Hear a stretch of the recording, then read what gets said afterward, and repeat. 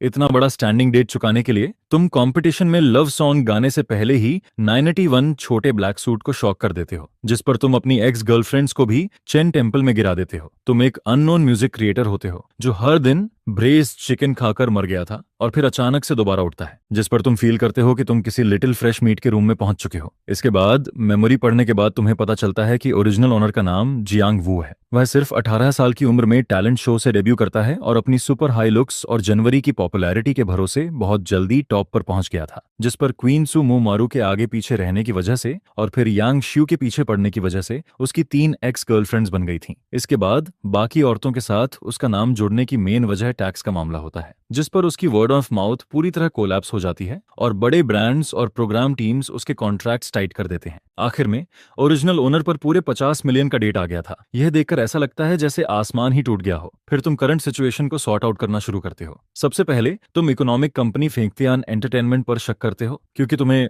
लगता है कि टैक्स पाउडर वाला इंसिडेंट कंपनी की ही चाल थी। उनका पर्पस सिर्फ इतना था कि तुम्हारे कॉन्ट्रैक्ट को बहुत सस्ते में खरीद लिया जाए। लेकिन लकीली अब तुम्हारी करंट पर्सनालिटी पूरी तरह कोलैप्स हो चुकी होती है, जिस पर कॉन्ट्रैक्ट खत्म करना काफी स्मूथ तरीके से हो गया। इसके बाद अगला स्टेप सिर्फ पैसा कमाना और अपनी जगह वापस लेना होता है। फिर तुम अपना मोबाइल फोन निकालते हो और कई सेक्टिस से कांटेक्ट करते हो, लेकिन रिजल्ट ये आता है कि सब लोग तुम्हें प्लेग की तरह अवॉइड करते हैं, क्योंकि इस बार शो में काफी पावरफुल सिंगर्स आने वाले होते हैं। डायरेक्टर ली भी जानता है कि अगर तुम स्टेज पर गए तो तुम डेफिनेटली एलिमिनेट हो जाओगे, लेकिन असल में वह सिर्फ तुम्हारे लास्ट ट्रैफिक वैल्यू को भी निचोड़ना चाहता है, जिस पर तुम्हारे पास कोई और रास्ता नहीं होता, क्योंकि यही तुम्हारा आखिरी सहारा होता है। और फिर शो की रिकॉर्डिंग 1 हफ्ते बाद शुरू होने वाली होती है। इसके बाद तुम प्रोग्राम टीम के अरेंज किए हुए होटल में पहुंचते हो, लेकिन अब तुम्हारे पास बिल्कुल भी पैसा नहीं बचा होता। यहां तक कि चाइना ओवरसीज के पास वाला हाउस भी बिक चुका होता है और फिर भी तुम्हारे ऊपर 20 मिलियन से ज्यादा का डेट बाकी होता है,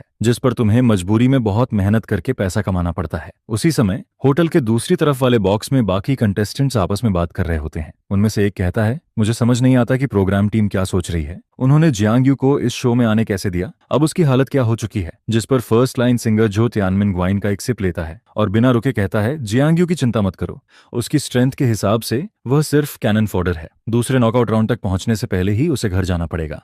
जो तियानमिन कंटेस्टेंट्स में सबसे ज्यादा पॉपुलर होता है, जिस पर बाकी सारे कंटेस्टेंट्स भी उसकी काफी रिस्पेक्ट करते हैं। फिर अगले दिन प्रोग्राम की रिकॉर्डिंग ऑफिशियली शुरू होती है।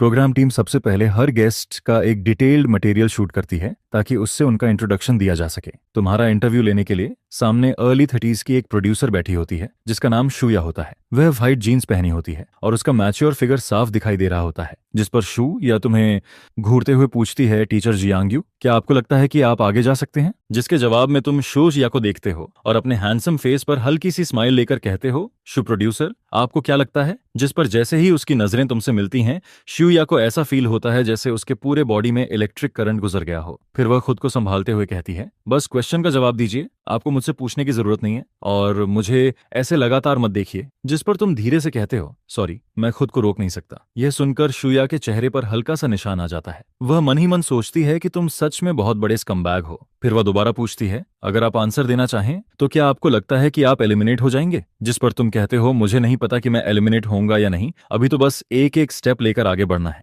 यह सुनकर शुया हल्का सा फ्राउन करती है, क्योंकि तुम्हारा आंसर ना देने के बराबर होता है। फिर वह एक पर्सनल क्वेश्चन पूछती है। वह कहती है, इंटरनेट पर कहा जा रहा है कि आपके कई फीमेल आर्टिस्ट्स के साथ इमोशनल रिलेशन रहे हैं, क्या आप इस बारे में कुछ कहना चाहते हैं? यह सवाल साफ दिखा रहा होता है कि इसे प्रोग्राम टीम ने जानबूझकर डिजाइन किया है, लेकिन अब तुम्हारे पास इससे बचने का कोई तरीका नहीं होता। जिस पर तुम उसकी आंखों में देखते हुए कहते हो, मैं सिर्फ इतना क्लियर करना चाहता हूं कि मेरा उनके साथ नॉर्मल रिलेशनशिप था, मुझे कई लोगों के साथ एक साथ रिलेशन रखने की कोई जरूरत नहीं थी। इसके बाद वह तुम्हें लाउंज में ले जाती है। जैसे ही तुम दरवाजा खोलकर अंदर जाते हो, वहां बैठे सारे लोग वाइन हाथ में लेकर तुम्हें देखने लगते हैं। उनकी आंखों में क्यूरियोसिटी और सरप्राइज होता है, लेकिन उससे भी ज्यादा शो देखने जैसा एक्सप्रेशन होता है, जिस पर तुम उन्हें हल्की स्माइल के साथ ग्रीट करते हो। लेकिन कैमरा के सामने सब लोग बस मजबूरी में सिर हिला देते हैं। फिर तुम चारों तरफ देखते हो और आखिर में एक कॉर्नर ढूंढकर वहां चुपचाप बैठ जाते हो, जिस पर फर्स्ट लाइन सिंगर जो तियानमिनिंग तुम्हारी तरफ ठंडी नजरों से देखता है। उसकी आंखों में साफ कॉन्टेम्प्ट दिखाई देता है। उधर स्टेज पर होस्ट रूल्स बताना शुरू कर चुका होता है। वहां 500 ऑडियंस मौजूद होती है। पहला फेज सिर्फ एग्जीबिशन मैच का होता है और दूसरा फेज नॉकआउट राउंड होता है। फिर सबसे पहले जो तियानमनिंग स्टेज पर जाता है वह अपना फेमस सॉन्ग परफॉर्म करता है। उसकी सिंगिंग स्किल्स और सॉन्ग क्वालिटी दोनों ही बहुत हाई होती हैं, जिस पर ऑडियंस जोर जोर से चीयर करने लगती है और आखिर में उसे पूरे 456 वोट्स मिलते हैं। ये नंबर देखकर साफ लगता है कि अगर कोई एक्सीडेंट नहीं हुआ तो वही फर्स्ट आने वाला है। जैसे जैसे शो आगे बढ़ता है आखिर में तुम्हारी परफॉर्मेंस की बारी भी आ जाती है। बाकी सिंगर्स अपने टर्न पर चीयर्स पाते हैं, लेकिन जब तुम्हारा टर्न आता है तो कोई भी तुम्हारी तरफ ध्यान नहीं देता, जिस पर तुम्हें इसकी बिल्कुल भी परवाह नहीं होती। फिर तुम दरवाजा खोलते हो और धीरे धीरे बाहर की तरफ चल देते हो। उधर स्टेज पर होस्ट तुम्हारा नाम लेता है और उसी समय पूरे हॉल में बॉयकॉट और डिस्गस्ट की आवाजें आने लगती हैं। कोई कहता है, सच में जियांग यू आ गया, इस स्कमबैग में अभी भी यहाँ आने की हिम्मत है। जिस पर दूसरा कहता है, इसकी गार्बेज सिंगिंग स्किल्स के साथ यहाँ आना तो खुद अपनी बेइज्जती करवाने जैसा है। फिर कुछ लड़कियां कहती हैं, सिस्टर्स बाद में इस स्कमबैग को वोट मत देना, इसे आखिरी नंबर पर ही रहने देना। ये देखकर होस्ट भी ऑकवर्ड हो जाता है। फिर वह जल्दी से एडवर्टाइजिंग लाइन पढ़कर खत्म करता है, जिस पर तुम अपना सिर नीचे करते हो, दांत भींचते हो और धीरे धीरे स्टेज पर चढ़ने लगते हो। तुम माइक्रोफोन लेकर स्टेज पर चढ़ते हो, जिस पर ऑडियंस की तरफ से जोरदार रेजिस्टेंस और लगातार टांट आने लगते हैं। यहाँ तक कि डायरेक्टर भी थोड़ा शॉक्ड रह जाता है। उसे पहले से पता होता है कि तुम्हें स्टेज पर गालियां पड़ेंगी, लेकिन उसे यह बिल्कुल भी उम्मीद नहीं होती कि लोग इतना ज्यादा बुरा बोलेंगे। यह देखकर कि तुम स्टेज पर अकेले खड़े हो, लेकिन फिर भी तुम्हारे चेहरे पर हल्की सी स्माइल बनी हुई है, चुया अचानक थोड़ा खो जाती है, जिस पर वह सोचने लगती है कि यह स्कमबैग शायद थोड़ा बेचारापन भी रखता है। उधर स्टेज पर तुम इस सीन के लिए पहले से तैयार होते हो, जिस पर तुम ज्यादा कुछ नहीं बोलते,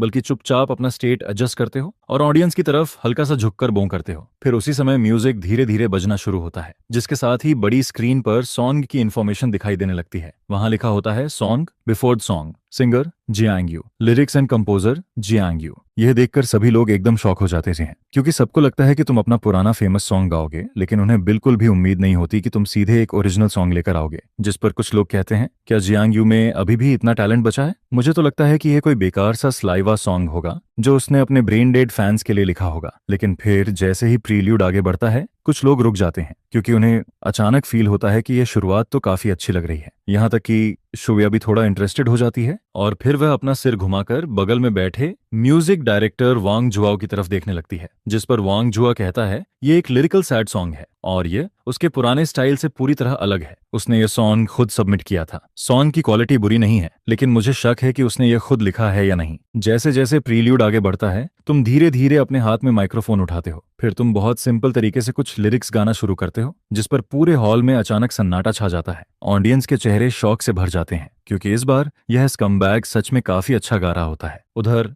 डायरेक्टर रूम में लीड आउट स्क्रीन की तरफ देखकर शरारती एक्सप्रेशन के साथ कहता है, क्या यह पक्का है कि यह उसने खुद गाया है? जिस पर श्यू या और वांग जुआ दोनों सिर हिलाकर हाँ बोलते हैं। बाकी कंटेस्टेंट्स भी थोड़ा सरप्राइज हो जाते हैं, खासकर शेन होंग्यू, क्योंकि उसने तुम्हें पहले म्यूजिक फेस्टिवल में देखा होता है और उस समय तुम्हारी सिंगिंग स्किल्स बहुत खराब थीं। फिर स्टेज पर तुम्हारी सिंगिंग आगे बढ़ती है। तुम्हारी आवाज थोड़ी हैवी और शेकी होती है, जिसे सुनकर लोगों के दिल में भरा गुस्सा धीरे धीरे कम होने लगता है, जिस पर सबके दिमाग में एक दुख भरी लव स्टोरी बनने लगती है। एक लड़का एक लड़की को हर्ट कर देता है, फिर लड़की उसे छोड़कर चली जाती है, जिसके बाद लड़का पछताता है, गिल्ट फील करता है और अकेले में दुखी होता रहता है। यह सुनकर ऑडियंस के दिमाग में एक ही बात आने लगती है, क्या यह सॉन्ग तुमने अपनी एक्स गर्लफ्रेंड के लिए लिखा है? और अगर लिखा है तो वह कौन है, सुमुवान, यांगशु या फिर सॉन्ग मीक्विन? जिस पर ऑडियंस अपने मन में अलग अलग अंदाजा लगाने लगती है। असल में तुमने ये सॉन्ग जानबूझकर चुना होता है, क्योंकि ओरिजिनल ओनर की इमेज बहुत ज्यादा खराब हो चुकी होती है और अब पब्लिक ओपिनियन को बदलना बहुत मुश्किल होता है। जिस पर तुम सोचते हो कि इससे अच्छा है कि अभी के हालात के हिसाब से चलो और एक इमोशनल इमेज बना लो। आखिर इसमें मुश्किल ही क्या है? मैं बस हर लड़की को एक घर देना चाहता हूँ। मैं कोई प्लेबॉय नहीं हूँ, मेरा दिल बस कई हिस्सों में बंटा हुआ है और मैं हर लड़की के लिए सच्चा हूँ। स्टेज पर तुम सिर्फ अपनी कई सालों की सिंगिंग स्किल्स ही यूज नहीं कर रहे होते, बल्कि अपनी पूरी लाइफ की एक्टिंग भी यूज कर रहे होते, जिस पर तुम एक तरफ प्यार से गाते हो और दूसरी तरफ मौका देखकर कैमरा की तरफ देखते हो, ताकि क्लोजअप में तुम्हारी आंखों के अंदर हल्के आंसू दिखाई दें। फिर धीरे धीरे सॉन्ग एंड की तरफ बढ़ने लगता है और ऑडियंस पूरी तरह तुम्हारे म्यूजिक में डूब चुकी होती है। तुम्हारे चेहरे पर पूरा दर्द और अफेक्शन दिखाई देता है। तुम्हारी आंखें लाल हो चुकी होती हैं, यहाँ तक कि तुम्हारी नेक की नसें भी साफ दिखने लगती हैं। जिस पर तुम माइक्रोफोन को कसकर पकड़ते हो और फिर जोर से आखिरी लाइन गाते हो, तुम्हारी आवाज में दर्द इतना ज्यादा होता है कि लोगों के दिल हिलने लगते हैं, लेकिन तुम्हारी बॉडी अभी भी पूरी तरह इस वॉइस के साथ मैच नहीं कर रही होती, जिस पर तुम्हारी सिंगिंग में अभी भी कई फ्लॉज बाकी होते हैं। सॉन्ग खत्म होने के बाद तुम ऑडियंस की तरफ देखते हो, फिर तुम हल्की कांपती हुई आवाज में कहते हो, थैंक यू, मुझे सुनने के लिए थैंक यू, आप सबका बहुत बहुत शुक्रिया। इसके बाद तुम धीरे से झुकते हो और पूरे 90 डिग्री का बॉ करते हो। फिर तुम ऑडियंस को थैंक यू बोलते हो। उसके बाद इंस्ट्रूमेंट टीचर्स की तरफ भी झुककर थैंक्स करते हो, जिस पर कैमरा तुम्हारे फेस का क्लोजअप दिखाता है। बड़ी स्क्रीन पर ऑडियंस तुम्हारी हल्की लाल और नम आंखें साफ देख पाती है। यह देखकर बहुत से लोगों का दिल थोड़ा भारी हो जाता है। शोए अभी स्टेज पर खड़े तुम्हें देखकर अचानक अंदर से थोड़ा दुख फील करने लगती है। फिर जैसे ही तुम स्टेज से नीचे उतरते हो, ऑडियंस फिर से आपस में बात करना शुरू कर देती है। कोई कहता है सॉन्ग तो सच में बहुत अच्छा था, लेकिन दूसरा तुरंत बोलता है लेकिन यह आदमी फिर भी एक डेड स्कमबैग है। यह सब करके हमें बेवकूफ बनाने की कोशिश मत करो, मैं इसे कभी वोट नहीं दूंगा। इसके बाद जब तुम बैक स्टेज में वापस जाते हो तो बाकी कंटेस्टेंट्स तुम्हारी इंप्रूव्ड सिंगिंग देखकर काफी सरप्राइज हो जाते हैं, जिस पर जो तियानमिनिंग तुम्हें ठंडी आवाज में पूछता है, शाओजियांग क्या यह सॉन्ग तुमने खुद लिखा है? बाकी लोग भी क्यूरियोसिटी के साथ तुम्हारी तरफ देखने लगते हैं, जिस पर तुम थोड़ा खोए हुए लगते हो, फिर हल्का सा सिर हिलाते हो और कहते हो हाँ। फिर जो तियानमिंग हल्की आवाज में कहता है, यह सॉन्ग तुम्हारे पुराने स्टाइल से बहुत अलग है। उसकी बात का मतलब साफ होता है, वह इनडायरेक्टली पूछ रहा होता है कि क्या तुमने किसी और से यह सॉन्ग लिखवाया है, जिस पर तुम भी उसका मतलब समझ जाते हो। फिर तुम कहते हो टीचर जाओ, आपके सॉन्ग्स में भी तो कई अलग अलग स्टाइल्स होते हैं। यह सुनकर जो तियानमिंग ठंडी आवाज में हंसता है और फिर चुप हो जाता है। उधर स्टेज पर होस्ट तुम्हारी परफॉर्मेंस का स्कोर अनाउंस करता है। वह कहता है कांग्रेचुलेशंस टू जियांग यू, आपको इस परफॉर्मेंस में 267 वोट्स मिले हैं। होस्ट की आवाज बिल्कुल फ्लैट होती है, लेकिन ऑडियंस यह बात साफ साफ सुन लेती है, जिस पर बहुत से लोग हंसना शुरू कर देते हैं। कोई कहता है 300 वोट्स भी नहीं मिले, ये स्कमबैग सच में बेकार है। फिर दूसरा कहता है अगले एपिसोड में ये पक्का एलिमिनेट हो जाएगा। और उसी समय तुम स्नैक्स खाते हुए चुपचाप बैठे होते हो। तुम स्पॉन्सर के दिए हुए स्नैक्स और मिल्क पीते हुए बैठे होते हो, जिस पर तुम इस वोट की गिनती से काफी सेटिस्फाइड होते हो, क्योंकि तुम्हें पहले लगा था कि अब कोई भी तुम्हें वोट नहीं देगा, लेकिन अब 267 वोट्स मिलने का मतलब था कि आज की परफॉर्मेंस काफी सक्सेसफुल रही। इसी समय प्रोड्यूसर शू या एक बॉक्स लेकर लाउंज में आती है। फिर वह सबको अगले एपिसोड में कवर किए जाने वाले सॉन्ग्स की लॉटरी ड्रॉ करने को कहती है, जिस पर किसी को एक अच्छा सॉन्ग नहीं मिलता तो वह तुरंत बोल उठता है, अगर मुझे ये वाला कवर करना पड़ा तो हु तियानवांग के फैंस मुझे जिंदा नहीं छोड़ेंगे। फिर दूसरा कंटेस्टेंट कहता है और मैंने सुना है कि हु तियानवांग काफी समय से क्वीन सुमुवान के पीछे पड़ा हुआ है और तुम्हारा भी सुमुवान के साथ रिलेशन रह चुका है, जिस पर तुम बस हल्का सा स्माइल करते हो और बिल्कुल भी परवाह नहीं करते, क्योंकि अब तुम्हारे पास खोने के लिए कुछ भी नहीं बचा होता। तुम सिर्फ किसी तरह आगे बढ़ना चाहते हो। इसके बाद ऐसे ही पहले एपिसोड की रिकॉर्डिंग खत्म हो जाती है और फिर रिकॉर्डिंग के अगले ही दिन तुम्हारे अकाउंट में 2.5 मिलियन आ जाते हैं। यह देखकर तुम अंदर ही अंदर थोड़ा राहत फील करते हो, क्योंकि अब कम से कम तुम अपना खर्चा चला सकते हो। हालांकि तुम्हारे ऊपर अभी भी 20 मिलियन से ज्यादा का डेट बाकी होता है, लेकिन फिलहाल के लिए लाइफ की प्रॉब्लम कुछ हद तक सॉल्व हो जाती है। अब तुम्हें हर दिन सिर्फ एक ही प्रोग्राम में गाना होता है, जिस पर तुम्हारे पास जाने के लिए कहीं और नहीं होता। इसलिए तुम हर दिन होटल में ही रुकते हो, सिंगिंग प्रैक्टिस करते हो और बीच बीच में वेबो और शॉर्ट वीडियोस भी देखते रहते हो। हालांकि अब भी बहुत सारे लोग तुम्हें गालियां दे रहे होते हैं, लेकिन दूसरी तरफ तुम्हारे कुछ पुराने ब्लैक फैंस अब पागलों की तरह तुम्हारा सपोर्ट करना शुरू कर देते हैं। फिर 2 दिन बाद प्रोग्राम टीम पहला ट्रेलर रिलीज करती है। वह करीब 3 मिनट का होता है, जिसमें मैनली सभी गेस्ट्स के प्री शो इंटरव्यूज दिखाए जाते हैं। लेकिन सबसे ज्यादा कंट्रोवर्सी तुम्हारे उस जवाब पर होती है जिसमें तुमने अपनी एक्स गर्लफ्रेंड्स और रिलेशनशिप के बारे में बात की होती है, जिस पर इंटरनेट पर लोगों के बीच जोरदार डिस्कशन शुरू हो जाता है। कोई कहता है इस आदमी को कभी माफ नहीं करना चाहिए। फिर दूसरा कहता है प्लीज कोई इसे एंटरटेनमेंट इंडस्ट्री से बाहर करो, जिस पर ऑनलाइन डिस्कशन और भी ज्यादा बढ़ने लगती है। यहाँ तक कि गॉड सिंगिंग शो की पॉपुलैरिटी भी तेजी से ऊपर जाने लगती है। उधर वांग जुआओ डायरेक्टर ली से कहता है जियांग यू की पॉपुलैरिटी भले ही बहुत ज्यादा हो, लेकिन उसके ब्लैक फैंस भी बहुत ज्यादा हैं। अगर ये ऐसे ही चलता रहा तो इसका असर आगे चलकर शो और स्टेशन दोनों पर पड़ेगा। जिस पर डायरेक्टर ली बिना ज्यादा रिएक्शन दिए कहता है इतनी बड़ी ट्रैफिक वेव को छोड़ना भी बेवकूफी होगी, पहले देखते हैं क्या होता है। वैसे भी दूसरे एपिसोड में वह एलिमिनेट हो ही जाएगा। उसी समय यांग शू की कंपनी फॉरेन ब्लड के स्टूडियो में असिस्टेंट युआन युआन कुछ डॉक्यूमेंट्स लेकर अंदर जाने वाली होती है, लेकिन तभी उसके पास खड़ी को लेग उसे रोककर कहती है युआन युआन आज थोड़ा संभल कर रहना, बॉस का मूड आज बहुत खराब है। जिस पर युआन युआन डॉक्यूमेंट्स को पकड़कर धीरे से पूछती है बॉस को क्या हुआ। फिर उसकी कोलेग कंप्लेन करते हुए कहती है और क्या, वही स्कमबैग फिर से ट्रैफिक लेने आ गया है। जिस पर युआन युआन अपना फोन निकालती है और हॉट सर्च देखने लगती है। फिर उसे सारी बात समझ आ जाती है। इसके बाद वह धीरे से बोलती है जियांग यू भी कमाल है, बॉस इतनी अच्छी है, उसके पास पैसा भी है, लुक्स भी हैं, फिर भी यह स्कमबैग उसके साथ ठीक से नहीं रह सका। युआन युआन को पहले लगता था कि तुम और यांग शू एक परफेक्ट कपल हो, लेकिन ज्यादा समय नहीं बीता और तुम दोनों का ब्रेकअप हो गया। हालांकि वह ब्रेकअप शांति से हुआ था। यांग शू ने कभी कुछ नहीं कहा कि आखिर क्यों हुआ, लेकिन उसके बाद तुम सॉन्ग यूकिंग के साथ दिखाई देने लगे। उधर ऑफिस के अंदर यांग शू डॉक्यूमेंट्स देख रही होती है, लेकिन उसके चेहरे का एक्सप्रेशन बिल्कुल अच्छा नहीं लग रहा होता। जिस पर युआन युआन धीरे से कहती है, बॉस, ये वो डॉक्यूमेंट्स हैं जो आपने मांगे थे। वह बहुत सावधानी से बोलती है, क्योंकि उसे डर होता है कि कहीं बॉस और नाराज ना हो जाए। फिर यांग शू सामने पड़े डॉक्यूमेंट्स को देखकर हल्का सा फ्राउन करती है और इम्पेशेंट होकर कहती है, ठीक है, तुम बाहर जाओ। जिस पर युआन युआन जल्दी से ऑफिस से बाहर चली जाती है। इसके बाद यांग शू अपना फोन उठाती है और हॉट सर्च स्क्रॉल करने लगती है। फिर उसे तुम्हारे इंटरव्यू की क्लिप दिखाई देती है। यह देखकर वह और ज्यादा इरिटेटेड हो जाती है और फिर गुस्से में अपना फोन एक तरफ फेंक देती है। दूसरी तरफ जो तियानमिन के कहने पर हु तियानवांग को पता चल जाता है कि तुम उसका सॉन्ग कवर करने वाले हो, जिस पर वह सीधे प्रोग्राम टीम को कॉल करता है और साफ कह देता है कि तुम्हें उसका सॉन्ग कवर करने की इजाजत नहीं है। यहाँ तक कि वह कॉन्ट्रैक्ट तोड़ने को भी तैयार हो जाता है, लेकिन तुम्हें वह सॉन्ग गाने नहीं देना चाहता। यह सुनकर शियुया फोन रखती है और उसके चेहरे पर टेंशन साफ दिखाई देती है, क्योंकि इतने कम टाइम में दूसरा सॉन्ग ढूंढना बहुत मुश्किल होता है। जिस पर डायरेक्टर ली बिल्कुल ठंडे एक्सप्रेशन के साथ कहता है, जियांग यू को खुद इसका सॉल्यूशन निकालने दो। अगर वह नहीं कर पाया तो उसे अपना खुद का सॉन्ग गाना पड़ेगा। हालांकि यह काफी अनफेयर होता है, लेकिन किसी के पास कोई और रास्ता नहीं होता, क्योंकि उनके लिए तुम सिर्फ एक कैनन फोडर होते हो। वैसे भी अगले एपिसोड में तुम्हें एलिमिनेट होना ही होता है। फिर जल्दी ही मंडे आ जाता है और गॉड सिंगिंग के दूसरे एपिसोड की रिकॉर्डिंग शुरू हो जाती है। पहला एपिसोड इस फ्राइडे को टेलीकास्ट होने वाला होता है, जिस पर ऑडियंस एक एक करके हॉल में एंटर करने लगती है। तुम सबसे पहले ब्रेक रूम में पहुंचते हो। इसके बाद बाकी कंटेस्टेंट्स भी एक एक करके अंदर आते हैं, लेकिन जैसे ही वे तुम्हें देखते हैं सब तुमसे दूर बैठ जाते हैं। कभी टॉप स्ट्रीम रहने वाला इंसान अब इस हालत में पहुंच चुका होता है, लेकिन तुम्हें इसकी कोई परवाह नहीं होती। जिस पर तुम स्पॉन्सर के दिए हुए मिल्क को आराम से पीते रहते हो, क्योंकि तुम्हारे पास अब पैसे नहीं होते और अगर फ्री में कुछ मिल रहा हो तो उसका टेस्ट वैसे भी अच्छा लगने लगता है। उधर शेन होंग्यू चोरी चोरी तुम्हारी तरफ देखता है। फिर वह मन ही मन सोचता है, यह जियांग यू सच में बहुत हैंडसम है, तभी तो ये इतना बड़ा स्कमबैग बन पाया। इसी समय होस्ट के आते ही रिकॉर्डिंग ऑफिशियली शुरू हो जाती है। क्योंकि पिछले एपिसोड में तुम सबसे आखिरी पोजीशन पर थे, इसलिए इस बार तुम्हारी परफॉर्मेंस सबसे पहले रखी जाती है। जिस पर जो तियानमिन हल्की सी हंसी देता है, क्योंकि उसके हिसाब से तुम पहले से ही एलिमिनेशन का टारगेट होते हो और अब सबसे पहले स्टेज पर भेजे जा रहे हो। अगर तुम्हें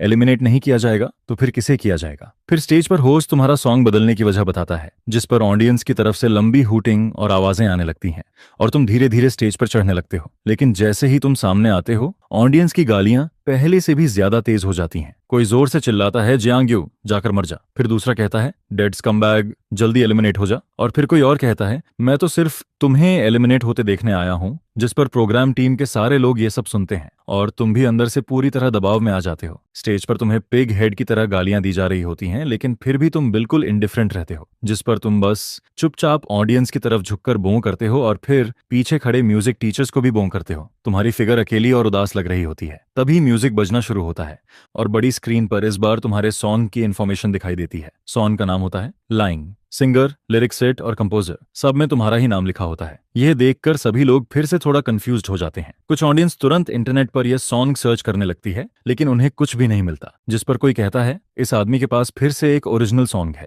आखिर चल क्या रहा है? क्या आजकल सॉन्ग लिखना इतना आसान हो गया है? दादाया मर गया है? फिर दूसरा कहता है, पहले वाला सॉन्ग और आज का लाइन दोनों की क्वालिटी बहुत हाई है। अब तो मैं इस लड़के को बिल्कुल समझ नहीं पा रहा। शुया भी सॉन्ग का प्रील्यूड सुनते हुए थोड़ा रुक जाती है, फिर काफी देर बाद धीरे से कहती है, शायद यह उसने खुद ही लिखा है, क्योंकि अभी इसकी हालत ऐसी है कि कोई भी इसके लिए सॉन्ग लिखने नहीं आएगा। उधर हॉल में अभी भी बहुत शोर हो रहा होता है। बहुत से लोग चिल्ला रहे होते हैं कि तुम्हें स्टेज से नीचे उतर जाना चाहिए। कोई कहता है, स्कमबैग तू मर जा। लेकिन तुम स्टेज पर बिल्कुल काम खड़े रहते हो। तुम प्रील्यूड सुनते हो और धीरे धीरे अपने इमोशंस को तैयार करने लगते हो, क्योंकि तुम्हें पता होता है कि थोड़ी देर बाद तुम्हें एक्टिंग भी करनी है। जैसे जैसे प्रील्यूड आगे बढ़ता है, तुम धीरे धीरे अपना सिर उठाते हो और जैसे ही तुम पहली लाइन गाते हो, ऑडियंस में बैठे लोग फिर से जोर जोर से बोलना शुरू कर देते हैं। कोई चिल्लाता है, क्या बात है, डेड स्कमबैग अब शो ऑफ कर रहा है। तेरी 3 सेलिब्रिटी एक्स गर्लफ्रेंड्स हैं, तो क्या बहुत बड़ा काम कर लिया। कई मेल ऑडियंस तो इतने इरिटेटेड हो जाते हैं कि उनका मन करता है कि स्टेज पर आकर तुम्हें 2 बातें सुना दें, लेकिन तुम्हारी सिंगिंग वॉइस बहुत सॉफ्ट और सूदिंग होती है। तुम्हारे होंठों के कोने पर हल्की सी स्माइल होती है और तुम्हारी आवाज में थोड़ा प्राउड और थोड़ा उदास टोन होता है, जिस पर ऐसा लगता है जैसे तुम सबको बता रहे हो कि इतनी सी बात से तुम्हें कोई फर्क नहीं पड़ता, जैसे तुम एक ऐसे इंसान हो जो प्यार में हार कर भी स्ट्रांग बना हुआ है। फिर धीरे धीरे पूरा हॉल शांत होने लगता है। उधर शेन होंग्यू को भी थोड़ा डाउट होने लगता है। वह सोचता है, क्या यह भी तुम्हारा कोई ऐसा सॉन्ग है जो तुमने अपने खुद के एक्सपीरियंस से लिखा है? शुरुआत में उसे लगता है कि तुम बस अपने रिलेशनशिप का शो ऑफ कर रहे हो, लेकिन जैसे जैसे वह सॉन्ग सुनता है उसे महसूस होता है कि कुछ तो अलग है, जिस पर ऑडियंस भी धीरे धीरे इस सॉन्ग का असली मतलब समझने लगती है। तुम्हारे लिरिक्स में हर बात बहुत कैजुअल लगती है, जैसे तुम्हें किसी चीज की परवाह नहीं है, लेकिन असल में तुम्हें बहुत फर्क पड़ता है। तुम ऊपर से दुखी नहीं दिखते, लेकिन अंदर से तुम बहुत टूट चुके होते हो। तुम्हारी गहरी आंखें, उनमें भरी हुई यादें और कैमरा की तरफ देखते समय तुम्हारी कमजोर सी नजरें, यह सब बिना कुछ कहे ऑडियंस को बहुत कुछ बता रही होती हैं, जिस पर सबको लगने लगता है कि तुम जो बोल रहे हो वह सिर्फ दिखावा है। असल में तुम अंदर से बहुत दुखी हो। तुम ऊपर से स्ट्रांग बनने की कोशिश कर रहे हो, लेकिन अंदर से पूरी तरह टूट चुके हो। फिर ऑडियंस के दिमाग में एक ही बात आती है, यह आदमी इतना दुखी है लेकिन फिर भी बार बार बोल रहा है कि उसे कोई फर्क नहीं पड़ता,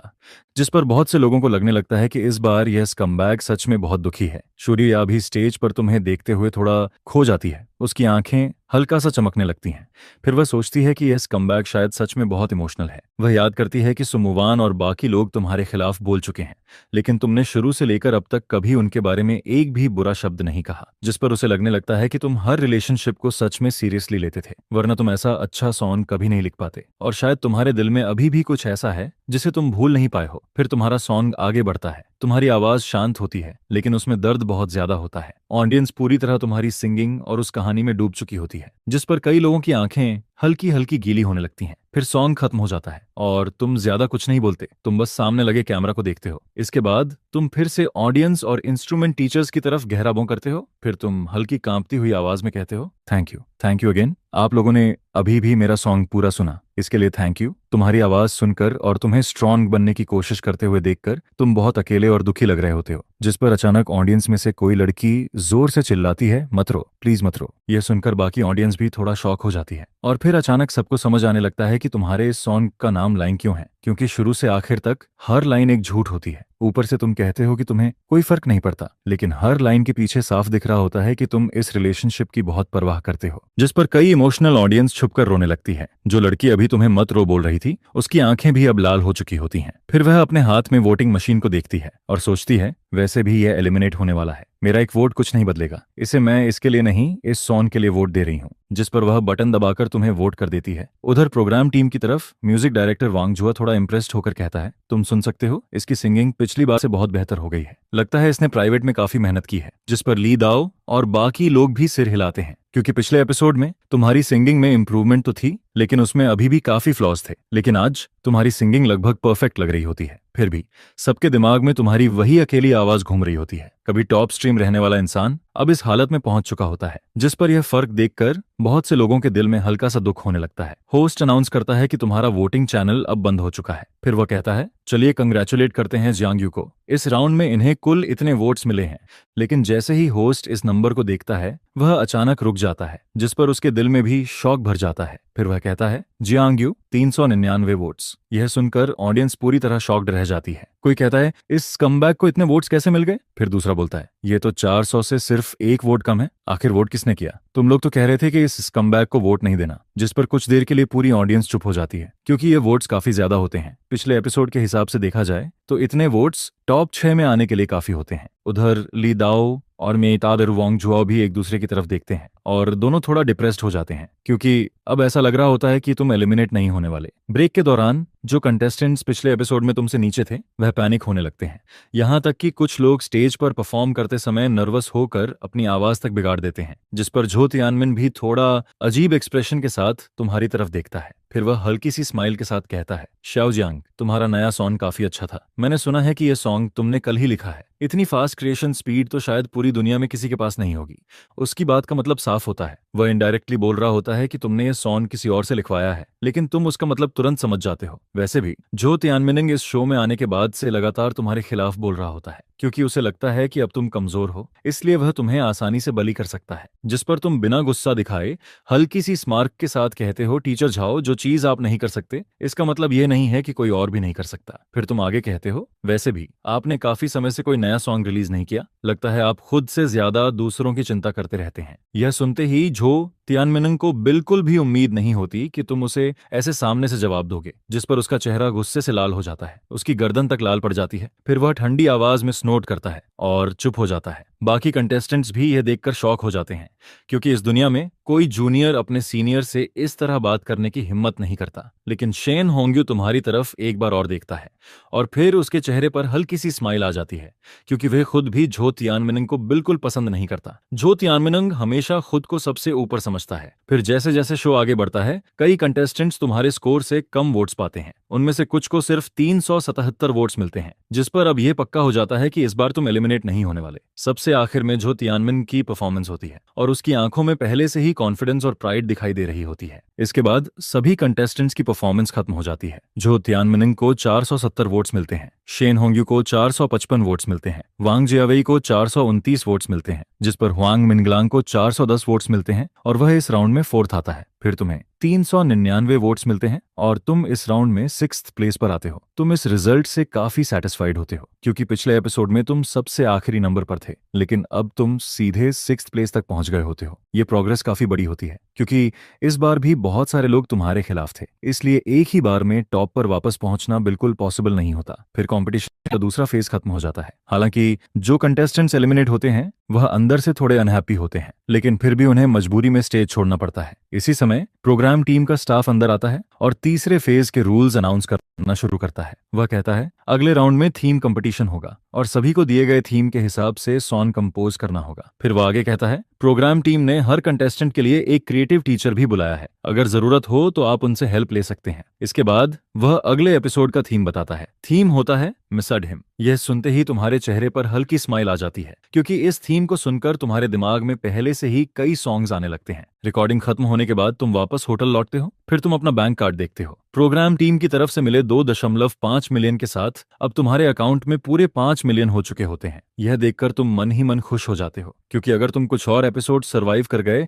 तो तुम्हारा डेट लगभग खत्म हो जाएगा, जिस पर तुम सोचने लगते हो कि उसके बाद सबसे पहले एक म्यूजिक कंपनी खोली जाए, फिर धीरे धीरे उसे बड़ा बनाया जाए। लेकिन फिलहाल तुम सिर्फ एक येलो चिकन विंग ऑर्डर करने के बारे में सोचते हो। इसके बाद टाइम बहुत जल्दी बीत जाता है और देखते ही देखते फ्राइडे आ जाता है। आज गॉड सिंगिंग का पहला एपिसोड टेलीकास्ट होने वाला होता है। बहुत सारे नेटिजन्स सिर्फ ये देखने का इंतजार कर रहे होते हैं कि तुम खुद की कितनी बेइज्जती करवाते हो। उधर हू तियानवांग की तरफ उसे नोटिफिकेशन मिलता है कि उसने सुमोवान को जो कुरियर भेजा था वह पहुंच चुका है, जिस पर वह तुरंत सुमोवान को मैसेज भेजता है, मोवान कुरियर आ गया है, जाकर ले लेना। इस समय सुमोवान घर पर आराम कर रही होती है। जैसे ही वह यह मैसेज देखती है, उसके चेहरे पर इरिटेशन दिखाई देने लगती है, क्योंकि हू तियानवांग कई सालों से उसके पीछे पड़ा हुआ होता है, जिस पर वह फोन को एक तरफ रख देती है। फिर उसकी नजर सामने टीवी पर जाती है और उसी समय टीवी पर गॉड सिंगिंग का पहला एपिसोड शुरू होने वाला होता है। दूसरी तरफ फेमस म्यूजिक ब्लॉगर क्वियन भी ये शो देख रही होती है। उसके पूरे नेटवर्क पर 40 मिलियन से ज्यादा फॉलोअर्स होते हैं और एक रिव्यू ब्लॉगर होने की वजह से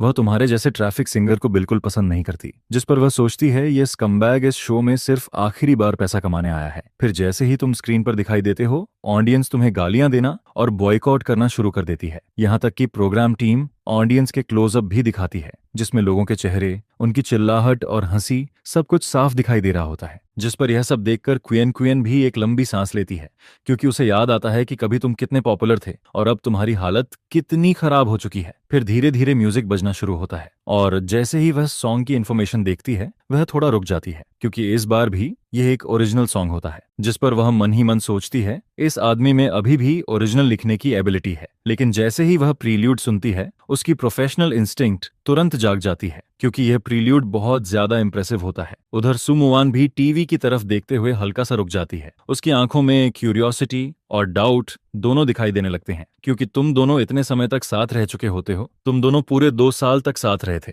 जिस पर सुमोवान तुम्हारी सिंगिंग स्किल्स को अच्छी तरह जानती थी। लेकिन अगर सच कहा जाए तो तुम्हारी सिंगिंग पहले इतनी अच्छी नहीं होती थी और तुम्हारी बाकी हालत देखकर भी उसे हमेशा लगता था कि तुम्हारे अंदर क्रिटिसाइज करने जैसा बहुत कुछ है। इसलिए उसे कभी समझ नहीं आता था कि तुम इतना रिस्क लेकर ऐसे शो में क्यों आए। यहाँ तक कि लोगों ने तुम्हें अगली परसेप्शन तक कहना शुरू कर दिया था। लेकिन अब जब वह तुम्हें स्टेज पर देखती है तो तुम्हारा वही चेहरा आज भी उसे उतना ही अमेजिंग लगता है। फिर जैसे ही तुम गाना शुरू करते हो, सो मुवान की पहले से शांत आंखों में भी अचानक बदलाव आ जाता है, क्योंकि तुम्हारी सिंगिंग पहले से बहुत ज्यादा बेहतर हो चुकी होती है। उसे याद आता है कि जब तुम दोनों साथ थे तब वह तुमसे कहती थी तुम एक सिंगर हो, अगर तुम्हें लंबे टाइम तक इस लाइन में रहना है तो तुम्हें अपनी सिंगिंग इंप्रूव करनी पड़ेगी। जिस पर तुम हमेशा स्मर्क करके कहते थे, क्या तुम मेरी हेल्प करोगी? अगर हेल्प करनी है तो मुझे बेड तक हेल्प कर दो। फिर बाद में जब तुम दोनों का ब्रेकअप हुआ था तब भी सु मुवान ने तुम्हें यही कहा था, मैं अभी भी चाहती हूँ कि तुम अपनी सिंगिंग इंप्रूव करो, मैं चाहती हूँ कि तुम्हारा फ्यूचर अच्छा हो। और अब तुम्हारी सिंगिंग सुनकर सु मुवान थोड़ा टूटने लगती है, क्योंकि तुमने सच में उसकी बात मान ली होती है, तुमने सच में अपनी सिंगिंग पर मेहनत की होती है। जिस पर उसके चेहरे का एक्सप्रेशन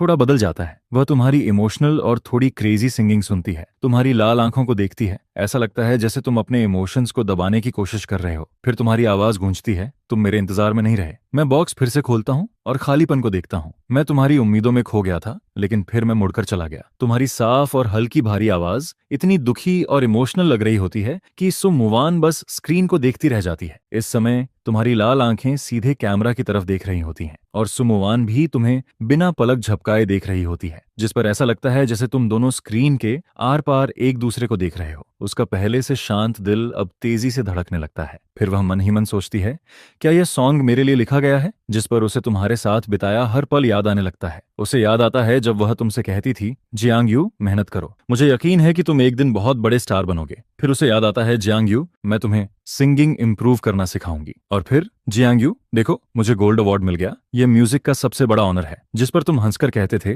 मेरी मुवान बेबी सबसे बेस्ट है। लेकिन हर खुशी का एक एंड होता है। जब सु मुवान ने अपनी कंपनी शुरू की थी तब उसकी कंपनी को दूसरी कंपनीज दबाने की कोशिश कर रही थी, जिस पर उसे हर दिन बहुत मेहनत करनी पड़ती थी। उधर तुम फेंगतियान एंटरटेनमेंट के साथ कॉन्ट्रैक्ट साइन करने के बाद बहुत जल्दी टॉप पर पहुंच गए थे। तुम्हारी पॉपुलैरिटी इतनी बढ़ गई थी कि तुम चाइना के सबसे बड़े टॉप स्ट्रीम बन चुके थे।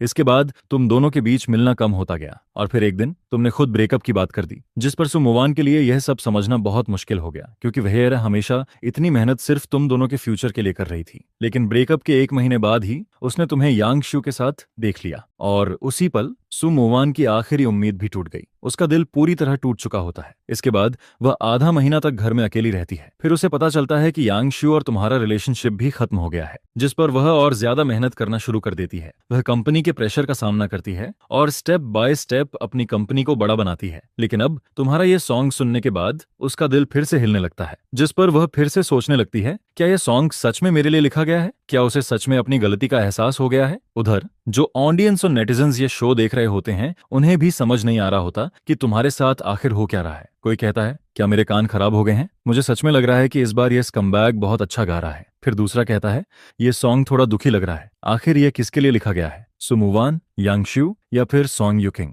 इसके बाद सॉन्ग खत्म हो जाता है। स्टेज पर तुम्हारी आंखें लाल होती हैं और तुम पूरी सिंसियरिटी के साथ कहते हो, थैंक यू, मुझे सुनने के लिए थैंक यू, आप सबका बहुत बहुत शुक्रिया। तुम्हारी आवाज और तुम्हारा अकेलापन, ये सब देखकर अचानक लोगों को थोड़ा दुख महसूस होने लगता है, क्योंकि कभी टॉप पर रहने वाला इंसान अब इस हालत में पहुंच चुका होता है, जिस पर बहुत से लोगों को ऐसा लगता है जैसे उनके दिल के अंदर कहीं कुछ छू गया हो। उसी समय बैरियर पूरी तरह एक्सप्लोड हो जाता है। कोई लिखता है, यह स्कमबैग अब इतना अच्छा गाने कैसे लगा, मुझे पहले क्यों नहीं पता चला। फिर दूसरा लिखता है, चाहे ये कितना भी अच्छा गा ले, इससे ये फैक्ट नहीं बदलेगा कि ये एक स्कमबैग है। नेटिजन्स लगातार बातें कर रहे होते हैं और फिर जब उन्हें मरण पता चलता है कि तुम्हें सिर्फ 267 वोट्स मिले हैं तो बैरर और भी ज्यादा बढ़ जाता है। बहुत से लोग हंसते हुए लिखते हैं, हाँ, ये एपिसोड भी इसका लास्ट ही होगा। उधर शो देखने के बाद सु मुवान काफी देर तक सोफा पर चुपचाप बैठी रहती है। तुम्हारे सॉन्ग की मेलोडी उसके दिमाग में बार बार घूम रही होती है। दूसरी तरफ फेमस ब्लॉगर क्विन भी शो खत्म होने के बाद लगातार तुम्हारे बारे में बात करती रहती है और फिर वह वीडियो बनाना शुरू कर देती है। हालांकि वह हर सॉन्ग पर वीडियो नहीं बनाती, वह सिर्फ उन्हीं सॉन्ग्स को चुनती है जो उसे अच्छे लगते हैं और तुम्हारा ये सॉन्ग उसे सच में बहुत पसंद आया होता है, जिस पर हॉट सर्च में कई टॉपिक्स आने लगते हैं। गॉड सिंगिंग, जो तियानमिन का सॉन्ग, शेन होंग्यू बहुत हैंडसम है, जियांग यू ने यह सॉन्ग अपनी किस एक्स के लिए लिखा, जियांग यू फिर से लास्ट आया और क्या जियांग यू का नया सॉन्ग सच में उसी ने लिखा है। इसी तरह के कई टॉपिक्स इंटरनेट पर ट्रेंड करने लगते हैं। उधर यांग शू पूरे दिन शूटिंग करने के बाद होटल लौटती है। वह सोफा पर बैठती है और अपनी लंबी लेग्स को एक दूसरे के ऊपर रख लेती है। फिर जैसे ही वह तुम्हारा सॉन्ग सुनती है, उसके खूबसूरत चेहरे पर भी हल्का सा बदलाव दिखाई देता है, जिस पर वह सोचती है, इस कमबैक की सिंगिंग इतनी अच्छी कब से हो गई। फिर उसके दिमाग में कुछ पुरानी बातें आने लगती हैं। उसे याद आता है जब तुम दोनों का ब्रेकअप हो रहा था तब तुम्हारी आवाज बहुत शांत और ठंडी थी। तुमने उससे कहा था, बस अब बहुत हो गया, मैं भी थक गया हूँ, तुम पूरे दिन बाहर शूटिंग करती रहती हो, हम महीने में मुश्किल से कुछ बार ही मिलते हैं। यह सुनकर यांग शिउ की आंखें लाल हो गई थीं, क्योंकि तुम्हारे साथ रहने के लिए उसने अपनी बेस्ट फ्रेंड तक से लड़ाई कर ली थी और अब तुम सच में उससे दूर जाने वाले थे। जब तुमने उससे ब्रेकअप की बात की थी तब यांग शिउ रोते हुए तुमसे पूछती है, आखिर क्यों, तुम ऐसा क्यों कह रहे हो? जिस पर उसकी आंखें पूरी तरह लाल हो जाती हैं, लेकिन तुम उसकी तरफ बिना पीछे देखे चले जाते हो। उसी समय उसका दिल पूरी तरह टूट जाता है और फिर ज्यादा टाइम भी नहीं बीतता कि उसे खबर मिलती है कि तुम सॉन्ग यूकिंग के साथ हो। लेकिन इस समय सॉन्ग यूक्विंग भी तुम्हारा वीडियो देख रही होती है। तुमसे ब्रेकअप के बाद उसकी कंपनी ने उस पर और भी ज्यादा कंट्रोल करना शुरू कर दिया था, जिस पर उसे हर दिन गर्ल ग्रुप के साथ परफॉर्म करना पड़ता था। लेकिन इसके बावजूद वह तुम्हें कभी भूल नहीं पाई। फिर तुम्हारा यह सॉन्ग सुनकर वह मन ही मन सोचती है, क्या यह सॉन्ग मेरे लिए लिखा गया है? जिस पर उसके दिल में भी हल्का सा इमोशन जागने लगता है। शो के टेलीकास्ट होने के अगले दिन तुम्हारा सॉन्ग न्यू सॉन्ग चार्ट में सीधा 13वां पोजीशन पर पहुंच जाता है और तुमने पहले से ही उसका कॉपीराइट रजिस्टर करवा लिया होता है, क्योंकि तुम उम्मीद कर रहे होते हो कि यह सॉन्ग तुम्हें आगे और फायदा देगा। 13वें पोजीशन किसी नॉर्मल सिंगर के लिए शायद बहुत बड़ी बात होती, लेकिन तुम्हारे लिए जो कभी टॉप पर था, ये रिजल्ट सिर्फ शुरुआत जैसा होता है। इतना बड़ा शो होने के बाद भी तुम्हारा सॉन्ग टॉप 10 में नहीं पहुंच पाता, जिस पर यह थोड़ा ऑकवर्ड लगने लगता है। यह देखकर जो तियानमिन भी ठंडी हंसी हंसता है। फिर वह कहता है, इस आदमी के पास अब फैन सपोर्ट ही नहीं बचा, डेटा कौन करेगा, ऐसे में इसका ऊपर जाना पॉसिबल ही नहीं है। उसी समय शॉर्ट वीडियो प्लेटफॉर्म पर फेमस रिव्यू ब्लॉगर लिन क्विन क्वैन एक नया वीडियो अपलोड करती है। वह कहती है, हेलो एवरीवन, मैं हूं क्विन क्विन और आज हम एक नए सॉन्ग के बारे में बात करेंगे। उसका वीडियो अपलोड होने के 1 घंटे के अंदर ही हॉट सर्च पर पहुंच जाता है, जिस पर इंटरनेट पर फिर से तुम्हारे सॉन्ग को लेकर जोरदार डिस्कशन शुरू हो जाती है और इसी वजह से और भी ज्यादा लोग तुम्हारे इस नए सॉन्ग के बारे में जानने लगते हैं। फिर अगले दिन जब तुम उठते हो तो देखते हो कि तुम्हारा सॉन्ग चार्ट में 7वें पोजीशन तक पहुंच चुका है। अब आखिरकार तुम्हारा सॉन्ग टॉप 10 में आ चुका होता है और शॉर्ट वीडियो प्लेटफॉर्म पर भी ये सॉन्ग पूरी तरह वायरल हो जाता है। लेकिन जैसे ही तुम कमेंट्स खोलते हो, वहां अभी भी लोग तुम्हें गालियां ही दे रहे होते हैं, जिस पर तुम सोचते हो कि अभी यह सब बदलना पॉसिबल नहीं है। इससे अच्छा है कि चुपचाप पैसा कमाया जाए, क्योंकि अभी भी तुम्हारे ऊपर बहुत डेट बाकी होता है। फिर जल्दी ही मंडे आ जाता है और गॉड सिंगिंग की तीसरी रिकॉर्डिंग शुरू हो जाती है। ऑडियंस एक एक करके अंदर आने लगती है और अंदर आते ही सब धीरे धीरे बातें करना शुरू कर देते हैं। कोई कहता है, पिछले एपिसोड में वह स्कमबैग एलिमिनेट नहीं हुआ। फिर दूसरा कहता है, इस बार उस डेड स्कमबैग को बिल्कुल वोट मत देना। इसी समय बैक स्टेज में तुम रेस्ट कर रहे होते हो, क्योंकि अब एक कंटेस्टेंट एलिमिनेट हो चुका होता है, इसलिए अब सिर्फ 9 लोग बचे होते हैं और तुम हमेशा की तरह अकेले कॉर्नर में बैठे होते हो। तुम फ्री का मिल्क पी रहे होते हो। तुम्हारे बगल में ब्यूटीफुल सिंगर शेन होंग्यू बैठी होती है। वह चोरी चोरी तुम्हारी तरफ देखती रहती है। उसकी नजर बार बार तुम्हारे फेस पर जाकर रुक जाती है, जिस पर तुम भी एक बार उसकी तरफ देखते हो और फिर तुम्हारी नजर उसकी आंखों से टकरा जाती है। दूसरी तरफ जो तियानमिन और वांग जियावेई साथ बैठे होते हैं, दोनों हंसते हुए बात कर रहे होते हैं, लेकिन बीच बीच में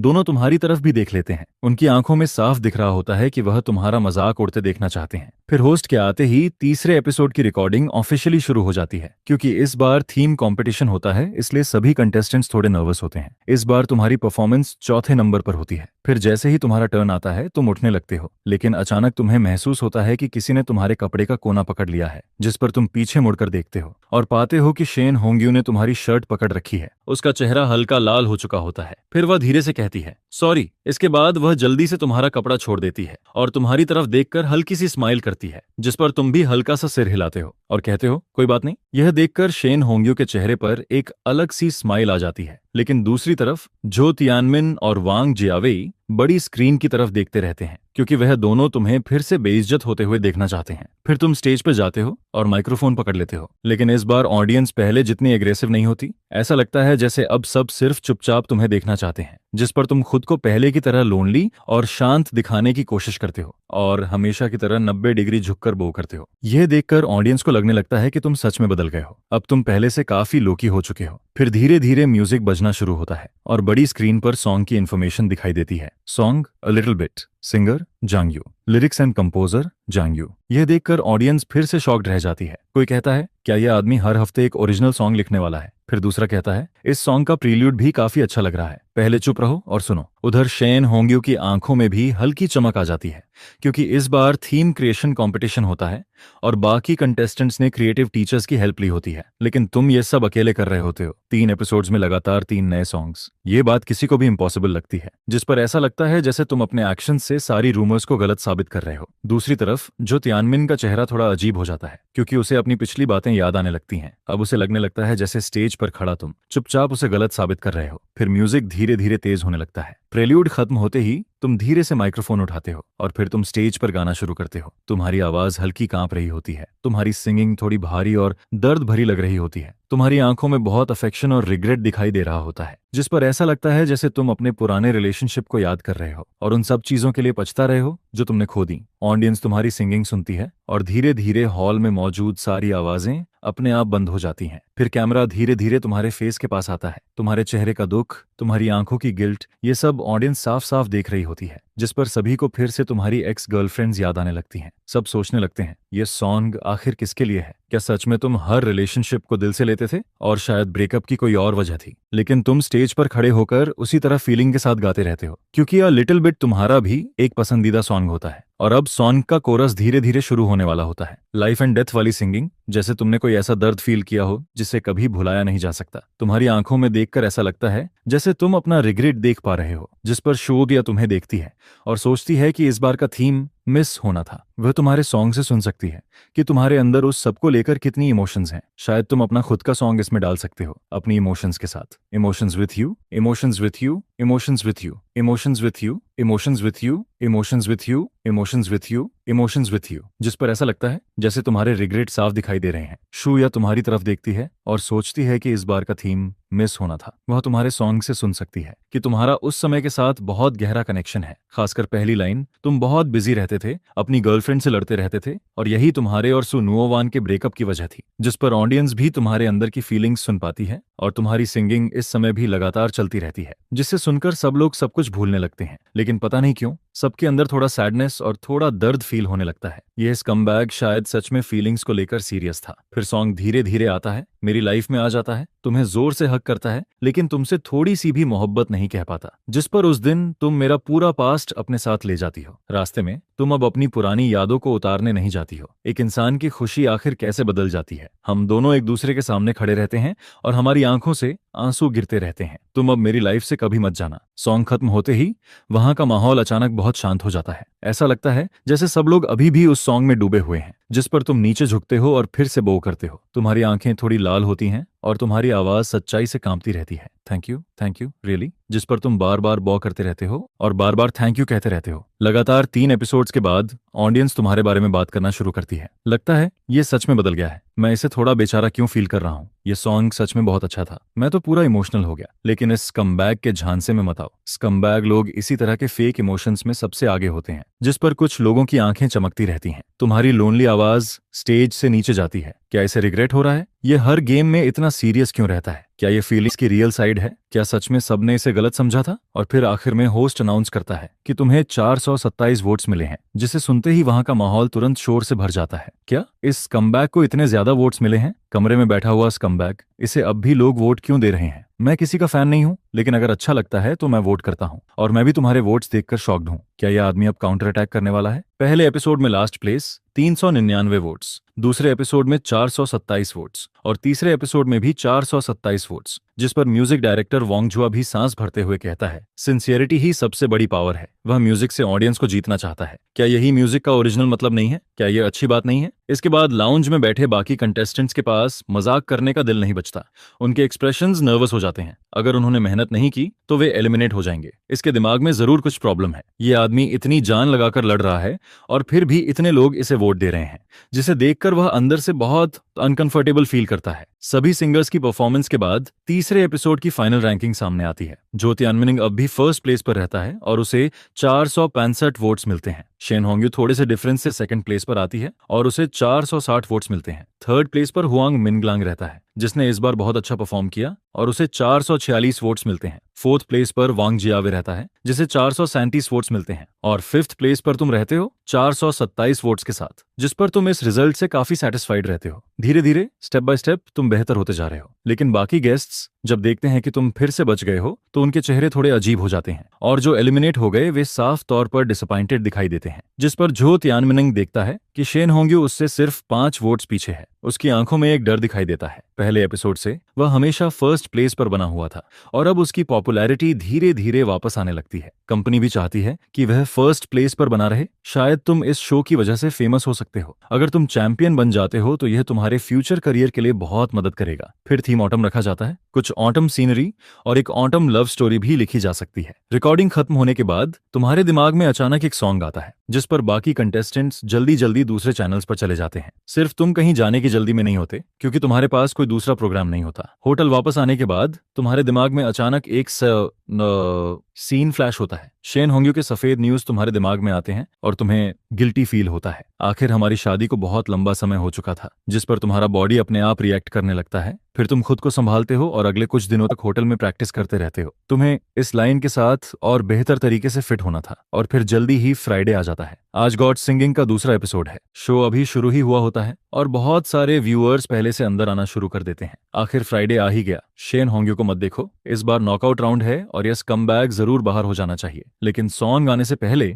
यह सॉन्ग पहले ही बहुत पॉपुलर हो चुका होता है और अब यह न्यू सॉन्ग चार्ट में 4th प्लेस तक पहुंच जाता है। हालांकि बहुत सारे नेटिजन्स अब भी तुम्हें माफ नहीं करते, लेकिन कुछ छोटे फैंस अब भी तुम्हारा सपोर्ट करते रहते हैं। मेरा भाई इतनी मेहनत करता है, मुझे यकीन है मेरा भाई कभी एलिमिनेट नहीं होगा, मेरा भाई आखिर तक जरूर टिकेगा। जिस पर कुछ लोग टाइम पर शो देखने के लिए बैठे रहते हैं। उन्हें तुम्हारा सॉन्ग बहुत पसंद आता है। जितना ज्यादा वे इसे सुनते हैं उतना ज्यादा उन्हें यह अच्छा लगने लगता है। लेकिन जैसे ही उन्हें याद आता है कि यह सॉन्ग एक स्कम्बैग ने गाया है, वह तुरंत चुप हो जाता है। पता नहीं क्यों, लेकिन वह सिर हिलाने से खुद को रोक नहीं पाता। उसे हमेशा यही लगता है कि तुम इस सॉन्ग के लायक नहीं हो। जैसे ही शो शुरू होता है और पिछले एपिसोड में तुम लास्ट थे, इसलिए नेचुरली सबसे पहले तुम्हारी एंट्री होती है, जिस पर होस्ट पहले कॉपीराइट का इश्यू एक्सप्लेन करता है और बताता है कि सॉन्ग बदल दिया गया है। मैं अब भी अपना सॉन्ग गाना चाहता हूँ, ड्रीम एंड गो। दूसरी तरफ सुमोमारू इन दिनों अपने नए एल्बम की तैयारी कर रहा होता है। वह अभी काम से वापस घर आता है, सोफा पर बैठकर टीवी देख रहा होता है। तभी वह देखता है कि तुमने अचानक सॉन्ग बदल दिया है, जिस पर वह हल्का सा भौहें सिकोड़ता है, क्योंकि वह इसके पीछे की चाल को अच्छे से समझता है। फिर जैसे ही म्यूजिक बजना शुरू होता है और वह सॉन्ग का नाम लाइंग देखता है, उसकी खूबसूरत आंखों में एक पल के लिए डाउट और क्यूरियोसिटी आ जाती है। ये फिर से एक ओरिजिनल सॉन्ग था और अब तुम पूरी तरह ओरिजिनल सॉन्ग्स बना रहे थे। जिस पर वह टीवी को देखते हुए धीरे से कहता है, मैं झूठ क्यों बोलूंगा, तुम मुझे जानते हो, मैं कभी भी तुम्हारे सामने फेक नहीं बनता। प्लीज ये मत सोचो कि तुम इतनी यादगार हो। तुम्हारा चले जाना सच में मेरी ताकत नहीं है। इस समय किंग हू तियानवांग भी तुम्हारी आंखों में देख रहा होता है। उसकी भौहें भी हल्की सी सिकुड़ जाती हैं। यह आदमी एक्सपीरियंस चीट लगता है। ये सॉन्ग इसने खुद नहीं लिखा होगा। जिस पर सुमुवान तुम्हारा लाइन सुनने के बाद अपने दिल में एक हल्का सा दर्द फील करती है। अगर हम शुरू में अलग नहीं हुए होते तो कितना अच्छा होता। क्या सच में उसके पास उस समय कोई ऐसी बात थी जो वह कह नहीं पाया? फिर टीवी में तुम अकेले स्टेज से नीचे उतरते हो, जिस पर सुमोमारू बस तुम्हें चुपचाप देखता रहता है। वह काफी देर तक कुछ नहीं बोलता। वह पूरा सॉन्ग खत्म होने तक वहीं बैठा रहता है और फिर उसे महसूस होता है कि तुम बहुत बदल गए हो। ऑडियंस की गालियां और नफरत देखने के बाद भी तुम गुस्से में जवाब नहीं देते, बल्कि चुपचाप सॉन्ग गाना चुनते हो और म्यूजिक के जरिए ऑडियंस को फील करवाते हो, जिस पर तुम्हारे अंदर की सारी इंस्पिरेशन और पोटेंशियल बाहर आने लगती है। इस समय बैरिये भी तेजी से स्क्रीन पर चलने लगता है। अरे ये सॉन्ग तो बहुत अच्छा है। इसे सुनकर मैं रो पड़ा। जियांग्यू, तुम सच में बहुत स्ट्रांग हो। तुम्हारे अंदर जरूर बहुत दर्द होगा। फिर जैसे ही होस्ट तुम्हारे वोट्स बताता है, ऑडियंस पूरी तरह शॉक्ड हो जाती है। क्या 400 वोट्स का फर्क है? मैंने सही देखा ना? वहां इतने सारे लोगों ने इस कमबैक को वोट दिया और मैं तो पहले उसके लास्ट सॉन्ग के वोट्स देखकर ही शॉक्ड था। मुझे भी बहुत हैरानी हुई कि ये प्रमोशन तक पहुंच गया। जिस पर हू तियान ये रिजल्ट देखकर टेबल पर हाथ मारता है। धत, ब्रेकअप हो गया और अब यहाँ आकर प्यार का नाटक कर रहा है। मैं इसे वैरायटी शोज और बिजनेस टॉक्स दिला रहा था और ये यहाँ ये सब कर रहा है। आज आखिर उसे थोड़ा आराम करने का टाइम मिला था। वह सोफा पर बैठकर तुम्हारा वीडियो देख रहा होता है, जिस पर अचानक उसे सॉन्ग यूक्विन की याद आ जाती है। उसे वह सीन याद आता है जब तुमने यूक्विन से कहा था, मैं फ्यूचर में तुम्हारे लिए जरूर एक सॉन्ग लिखूंगा। मुझे ब्रदर जियांग पर पूरा भरोसा है। यूक्विन, मैं हमेशा तुमसे प्यार करूंगा और मैं भी तुमसे प्यार करती हूँ। लेकिन सिर्फ आधे साल बाद तुम दोनों का ब्रेकअप हो गया था। उस रात सॉन्ग यूक्विन रोते हुए तुम्हें पकड़ लेती है। वह कहती है, मैं नहीं चाहती कि तुम मुझे छोड़कर जाओ। जिस पर तुम उसका हाथ हटाते हुए कहते हो, छोड़ दो यूक्विंग, तुम्हारी कंपनी और तुम्हारे पेरेंट्स बहुत ज्यादा कंट्रोल करते हैं। मैं अब सच में थक गया हूँ। उस रात सॉन्ग यूक्विन की आंखें रो रो कर सूज गई थीं। वह बहुत देर तक तुम्हें रोक नहीं पाई, जिस पर उसके दिल में एक भारीपन रह जाता है। पहले की सारी खूबसूरत यादें अब सिर्फ कंफ्यूजन बनकर रह जाती हैं। यह सोचते सोचते उसकी नाक भी हल्की सी भर जाती है। दूसरी तरफ फ्यूचर ऑफिस में यांग शू बैठी होती है और आज रात तुम्हारी सिंगिंग का क्लिप देखने के बाद वह ठंडी आवाज में हंसती है। इस कमबैक की हाइपोक्रेसी पता नहीं अभी कहाँ बैठकर खुश हो रहा होगा, लेकिन इस समय होटल में तुम भूखे होकर येलो टेंडर चिकन खा रहे होते हो। तभी अचानक तुम्हें छींक आ जाती है। कौन मेरे पीछे बात कर रहा है? जिस पर यांग शू की आंखों में एक कॉम्प्लिकेटेड लुक आता है। तभी चू शाओयांग का कॉल आता है। शू शू, क्या तुम्हारा ड्रामा अब खत्म होने वाला है? कुछ दिनों बाद मैं भी वहां प्रोजेक्ट की बात करने आ रहा हूँ। जिस पर यांग शू चू शाओयांग की आवाज सुनते ही हल्का सा भौहें सिकोड़ती है। साउथ चाइना एंटरटेनमेंट का यंग मालिक काफी समय से उसके पीछे पड़ा हुआ था, लेकिन यांग शू को उसमें जरा भी इंटरेस्ट नहीं था, बल्कि वह उसे थोड़ा इरिटेटिंग लगता था। जिस पर वह सीधे कहती है, जरूरत नहीं है मिस्टर चू, फिल्म खत्म करने के बाद मैं बहुत टायर्ड रहूंगी और उसके बाद मेरा दूसरा काम भी है, इसलिए आपको तकलीफ करने की जरूरत नहीं है। फिर चू शाओयांग सोफा पर बैठा रहता है और उसकी भौहें हल्की सी सिकुड़ जाती हैं। किसी ने भी आज तक उसे मना करने की हिम्मत नहीं की थी। वह अपने दिल का गुस्सा दबाता है और कहता है, कोई बात नहीं, इसमें कोई परेशानी नहीं है, बस फिनिश होने के बाद मिल लेंगे, इसमें ज्यादा टाइम नहीं लगेगा। जिस पर यांग शू बेबस होकर सांस छोड़ती है और कोई बहाना बनाकर फोन काट देती है। इसके बाद चू शाओयांग गुस्से में बैठा रहता है। इतने समय बाद भी यह औरत अब भी इतनी मुश्किल क्यों है? फिर वह मोबाइल पर तुम्हारा हॉट सर्च देखता है, जिस पर उसकी भौहें फिर सिकुड़ जाती हैं। क्या तुम अब भी उस कमबैक को भूल नहीं पाई? देखना मैं उसे कैसे सबक सिखाता हूँ। अगले दिन तुम्हारा नया song line new song chart का रिकॉर्ड तोड़ देता है, जिसकी सबसे बड़ी वजह होती है लिन क्वेन क्वैन का तुम्हारी मदद करना। हेलो एवरीवन, मैं हूं Kwen Kwen. Welcome to Kwen Kwen talk about music. और आज हम बात करने वाले हैं लाइन के बारे में, जिस पर लिन क्वेन क्वैन अपनी सेक्सी और गोल लेग्स के साथ स्क्रीन के बीच में खड़ी होती है। बारिश में उसका पूरा फिगर और भी परफेक्ट लग रहा होता है। वह अच्छे से जानती है कि ऑडियंस क्या देखना चाहती है। यह सॉन्ग बिल्कुल इसके टाइटल की तरह है। शुरू से लेकर आखिर तक हर लाइन एक झूठ होती है। लिरिक्स में बार बार यही कहा जाता है कि मैं झूठ नहीं बोल रहा, लेकिन अगर ध्यान से सुनो तो तुम्हें पता चलेगा कि सिंगर की आवाज में कितनी फीलिंग्स हैं। और फिर सॉन्ग धीरे धीरे तुम्हारे करीब आता जाता है। लाइन ऑथर का अब तक का सबसे अच्छा काम लगता है। इस महीने लिन क्वेन क्वैन का रिव्यू करीब 8 मिनट का होता है और वह तुम्हारे लाइन को बहुत ध्यान से एनालाइज करती है, जिसे देखकर साफ समझ आता है कि वह इस सॉन्ग को बहुत ज्यादा पसंद करती है। लेकिन फिर भी पहले की तरह वह तुम्हारे बारे में कुछ नहीं कहती। शुरू से आखिर तक उसने तुम्हारा नाम एक बार भी नहीं लिया, लेकिन जैसे ही ये वीडियो बाहर आता है ज्यादा देर नहीं लगती और ये फिर से हॉट सर्च पर पहुंच जाता है, जिस पर नेटिजन्स फिर से कमेंट करना शुरू कर देते हैं। वाइफ, तुम्हारी लेग्स पर जो स्टॉकिंग्स हैं, क्या उनसे मेरे लिए मिल्क टी बना सकती हो? ये स्कमबैग अभी तक एलिमिनेट क्यों नहीं हुआ? लेकिन म्यूजिक सच में बहुत अच्छा है। मैंने नहीं सोचा था कि दयांग यू का स्कमबैग वाला सीन इतना स्ट्रांग होगा। और फिर जल्दी ही मंडे आ जाता है। प्रोग्राम के 4th एपिसोड की रिकॉर्डिंग शुरू हो जाती है, जिस पर ऑडियंस भी एक एक करके अंदर आने लगती है। इस बार का थीम ऑटम होता है और सब लोग इसे लेकर काफी एक्साइटेड रहते हैं। अब लाउंज में सिर्फ 8 कंटेस्टेंट्स बचे होते हैं और इस बार उनमें से एक एलिमिनेट होने वाला होता है, जिस पर तुम देखते हो कि तुम्हारे पास वाली सीट खाली है। तभी वह बिना झिझक वहां आकर बैठ जाती है। वह तुम्हारी तरफ हल्का सा मुस्कुराती है और तुम भी उसे हेलो कहते हो, जिस पर उसकी लंबी और टाइट लेग्स तुम्हारे बिल्कुल पास होती हैं। उसके स्नो फाइट थाइज फिर से तुम्हारी नजरों में आ जाते हैं और तुम भी अनजाने में एक बार उसकी तरफ देख लेते हो, जिस पर वह मुस्कुराकर पूछती है, टीचर जियांग यू, आप ड्रंक हैं या नहीं? मैं इस बार आपके नए सॉन्ग का बहुत इंतजार कर रही हूँ। शेन होंग्यू खुद आगे बढ़कर तुमसे बात करती है, क्योंकि वह तुम्हारे पिछले 3 सॉन्ग्स से सच में अट्रैक्ट हो चुकी थी। लेकिन यह सुनकर तुम हल्का सा भौहें सिकोड़ते हो, क्योंकि यह पहली बार था जब किसी कंटेस्टेंट ने खुद तुमसे हेलो कहा था, जिस पर तुम भी पॉलिटली जवाब देते हो, थैंक यू टीचर शेन, मैं भी आज रात आपकी परफॉर्मेंस का इंतजार कर रहा हूँ। दूसरी तरफ जो तियानमिनंग का चेहरा थोड़ा उदास हो जाता है, जिस पर तुम जानबूझकर अपनी आवाज थोड़ी ऊंची करके कहते हो, पिछली बार टीचर शेन और फर्स्ट प्लेस के बीच का फर्क बहुत कम था, शायद इस बार वह फर्स्ट प्लेस तक पहुंच जाए। जिस पर शेन होंग्यू मुस्कुराते हुए कहती है, टीचर झाओ बहुत स्ट्रांग है, मुझे नहीं लगता मैं कर पाऊंगी। लेकिन झो तियानमिनंग ठंडी आवाज में हंसता है और कहता है, क्यों शाओ जियांग, क्या तुम सच में चाहते हो कि वह फर्स्ट प्लेस ले ले? जिस पर वहां का माहौल थोड़ा ऑकवर्ड हो जाता है। उसके वर्ड्स में इतनी जेल सी थी कि कोई भी आसानी से समझ सकता था, लेकिन तुम बस हल्का सा मुस्कुरा देते हो और कुछ नहीं कहते। फिर जैसे ही होस्ट स्टेज पर आता है,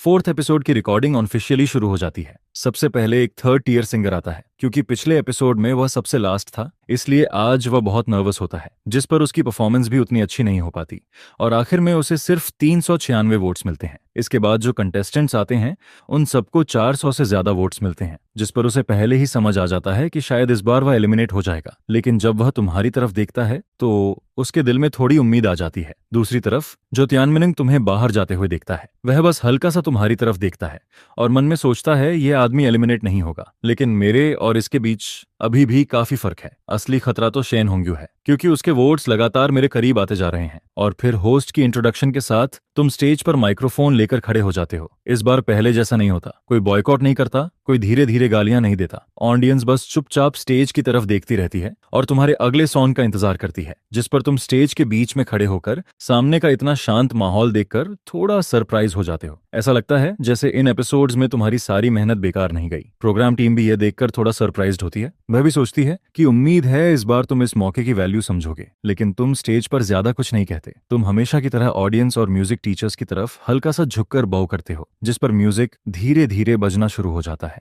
और तुम्हारे पीछे बड़े स्क्रीन पर सॉन्ग की इंफॉर्मेशन दिखाई देती है। सिंगर जांगयू, लिरिसिस्ट एंड कंपोजर जांगयू, जिस पर डायरेक्टर सॉन्ग का नाम देखकर हल्का सा मुस्कुराता है, क्योंकि ये सच में इस बार के ऑटम थीम से परफेक्टली मैच करता था। लेकिन तभी टीचर वांग जुआ रहस्यमय तरीके से हंसने लगता है और कहता है बाद में ध्यान से सुनना। जियांग यू का ये सॉन्ग इतना सिंपल नहीं है, शायद इसे बहुत हाई स्कोर मिले। यह सुनकर डायरेक्टर ली और शू या भी क्यूरियस हो जाते हैं, क्योंकि वांग जुआ किसी सॉन्ग की इतनी तारीफ बहुत कम करता था, जिस पर सबको लगने लगता है कि इस सॉन्ग में जरूर कुछ खास है। फिर जैसे जैसे प्रील्यूड आगे बढ़ता है उसमें हल्का सा सैडनेस महसूस होने लगता है, जो धीरे धीरे ऑटम के मौसम की तरह फैलने लगता है। स्टेज पर तुम उदास आंखों के साथ खड़े रहते हो, तुम्हारी नजर नीचे होती है। फिर तुम धीरे से माइक उठाते हो और गाना शुरू करते हो। तुम्हारा मूड इतना साफ और ट्रांसपेरेंट लगता है जैसे कोई खूबसूरत याद जिसे बार बार याद करना अच्छा लगता है। और जैसे ही तुम गाना शुरू करते हो सब लोग फिर से शॉक्ड हो जाते हैं। शू या और बाकी गेस्ट्स नोटिस करते हैं कि तुम्हारी सिंगिंग पहले से ज्यादा स्टेबल हो गई है। चाहे ब्रेथ कंट्रोल हो या वर्ड्स बोलने का तरीका, तुम हर चीज में बहुत इंप्रूव कर चुके थे। जिस पर शेन होंग्यू भी धीरे से सांस छोड़ती है। ये आदमी फिर से और स्ट्रांग हो गया। इसकी सिंगिंग शायद अब प्रोफेशनल लेवल तक पहुंच गई है। और तुम स्टेज के बीच में चुपचाप खड़े रहते हो। तुम्हारी भारी और धीमी आवाज और तुम्हारी वह आंखें जो पुराने दर्द में फंसी हुई लगती हैं, ऐसा महसूस करवाती हैं जैसे तुम अपना दर्द और सैडनेस सबको बता रहे हो। ये देखकर ऑडियंस भी थोड़ा इमोशनल होने लगती है। ये सॉन्ग आखिर किसके लिए लिखा गया है? ऐसा लगता है जैसे यह किसी पुराने प्यार को अलविदा कहने वाला सॉन्ग हो, जिस पर कुछ लोग धीरे से कहते हैं इसे लव सॉन्ग्स लिखना बहुत अच्छे से आता है। आखिर इसकी 3 बड़ी स्टार एक्स गर्लफ्रेंड्स रह चुकी हैं। इस आदमी का इमोशनल एक्सपीरियंस बहुत ज्यादा है और इस समय तुम्हारी सिंगिंग अब भी चलती रहती है। गिरती हुई हवा अब कहीं खो जाती है और मैं एक ऐसा इंसान बन जाता हूँ जिसके कदम बहुत हल्के हैं। गर्म और नरम ऑटम में जितना ज्यादा मौसम खूबसूरत लगता है उतना ही मीठा लगता है, जिस पर खूबसूरत हवा तुम्हारे चेहरे की तरह मेरे पास से गुजरती है और मैं ऐसे प्यार में पड़ जाता हूँ जिसे मैं खुद भी नहीं पहचानता। गिरती हुई हवा जैसे 10 साल गुजर गए हों, लेकिन हम दोनों अब भी एक दूसरे को हवा में देख लेते हैं। मैं तुमसे इतना प्यार करता हूँ कि दुनिया की हर चीज भूल जाता हूँ, जिस पर मेरी आंखों से 2 आंसू गिरते हैं। लोग जमीन पर रेत के ऊपर खड़े रहते हैं, लेकिन मैं सिर्फ इतना चाहता हूँ कि तुम हमेशा मेरे पास रहो।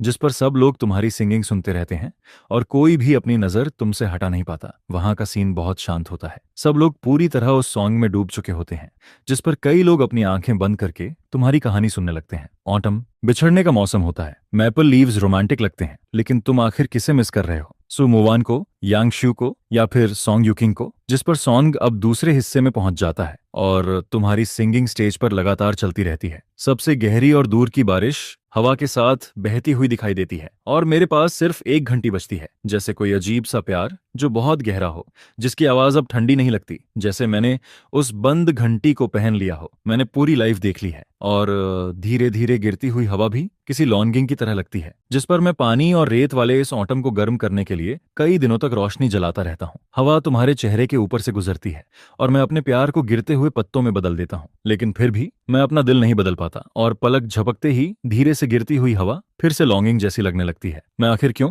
फीलिंग्स और प्यार के बीच फंसा रहता हूँ और तुमसे प्यार करता रहता हूँ, जिस पर तुम पीछे मुड़ती हो। अपनी आंखों से दुख के आंसू मत गिरने दो, प्यार को जमीन पर टूटने मत दो। मैं सिर्फ इतना चाहता हूँ कि तुम मेरे पास रहो। लेकिन तभी तुम्हें अपना फर्स्ट लव याद आ जाता है, जिस पर तुम्हारे दिल के सबसे अंदर से एक सैडनेस बाहर आने लगती है। लेकिन फिर भी तुम ऐसे बिहेव करते हो जैसे कुछ हुआ ही नहीं। तुम गहरी सांस लेते हो और हल्की कांपती हुई आवाज में कहते हो थैंक यू वेरी मच। सब कुछ पहले जैसा ही होता है। तुम तुम हमेशा की तरह झुककर बॉ करते हो, जिस पर ऐसा लगता है जैसे तुमने इस बार फिर से अपना पूरा दिल इस सॉन्ग में डाल दिया हो। और इसी समय वहां मौजूद सब लोग जैसे अचानक रियलिटी में वापस आते हैं। वह तुम्हें स्टेप बाय स्टेप स्टेज से नीचे उतरते हुए देखते हैं, जिस पर ऑडियंस को याद आता है कि कुछ समय पहले तक वे तुम्हें कितनी बुरी तरह गालियां दे रहे थे, लेकिन अब उनके दिल में एक अलग ही फीलिंग आने लगती है, शायद थोड़ा गिल्ट, क्योंकि किसी को गालियां देना इस दुनिया का सबसे आसान काम होता है, लेकिन किसी ने कभी सच्चाई जानने की कोशिश की थी? क्या तुम सच में वैसे ही स्कमबैग हो जैसा सब सोचते हैं? इस समय हर किसी के अंदर बहुत कॉम्प्लिकेटेड फीलिंग्स चल रही होती हैं। कुछ इमोशनल ऑडियंस की आंखें भी लाल हो जाती हैं। यह सॉन्ग सच में बहुत अच्छा था, जिस पर प्रोग्राम टीम के टीचर वांग जुआओ डायरेक्टर की तरफ देखकर कहते हैं, देखा,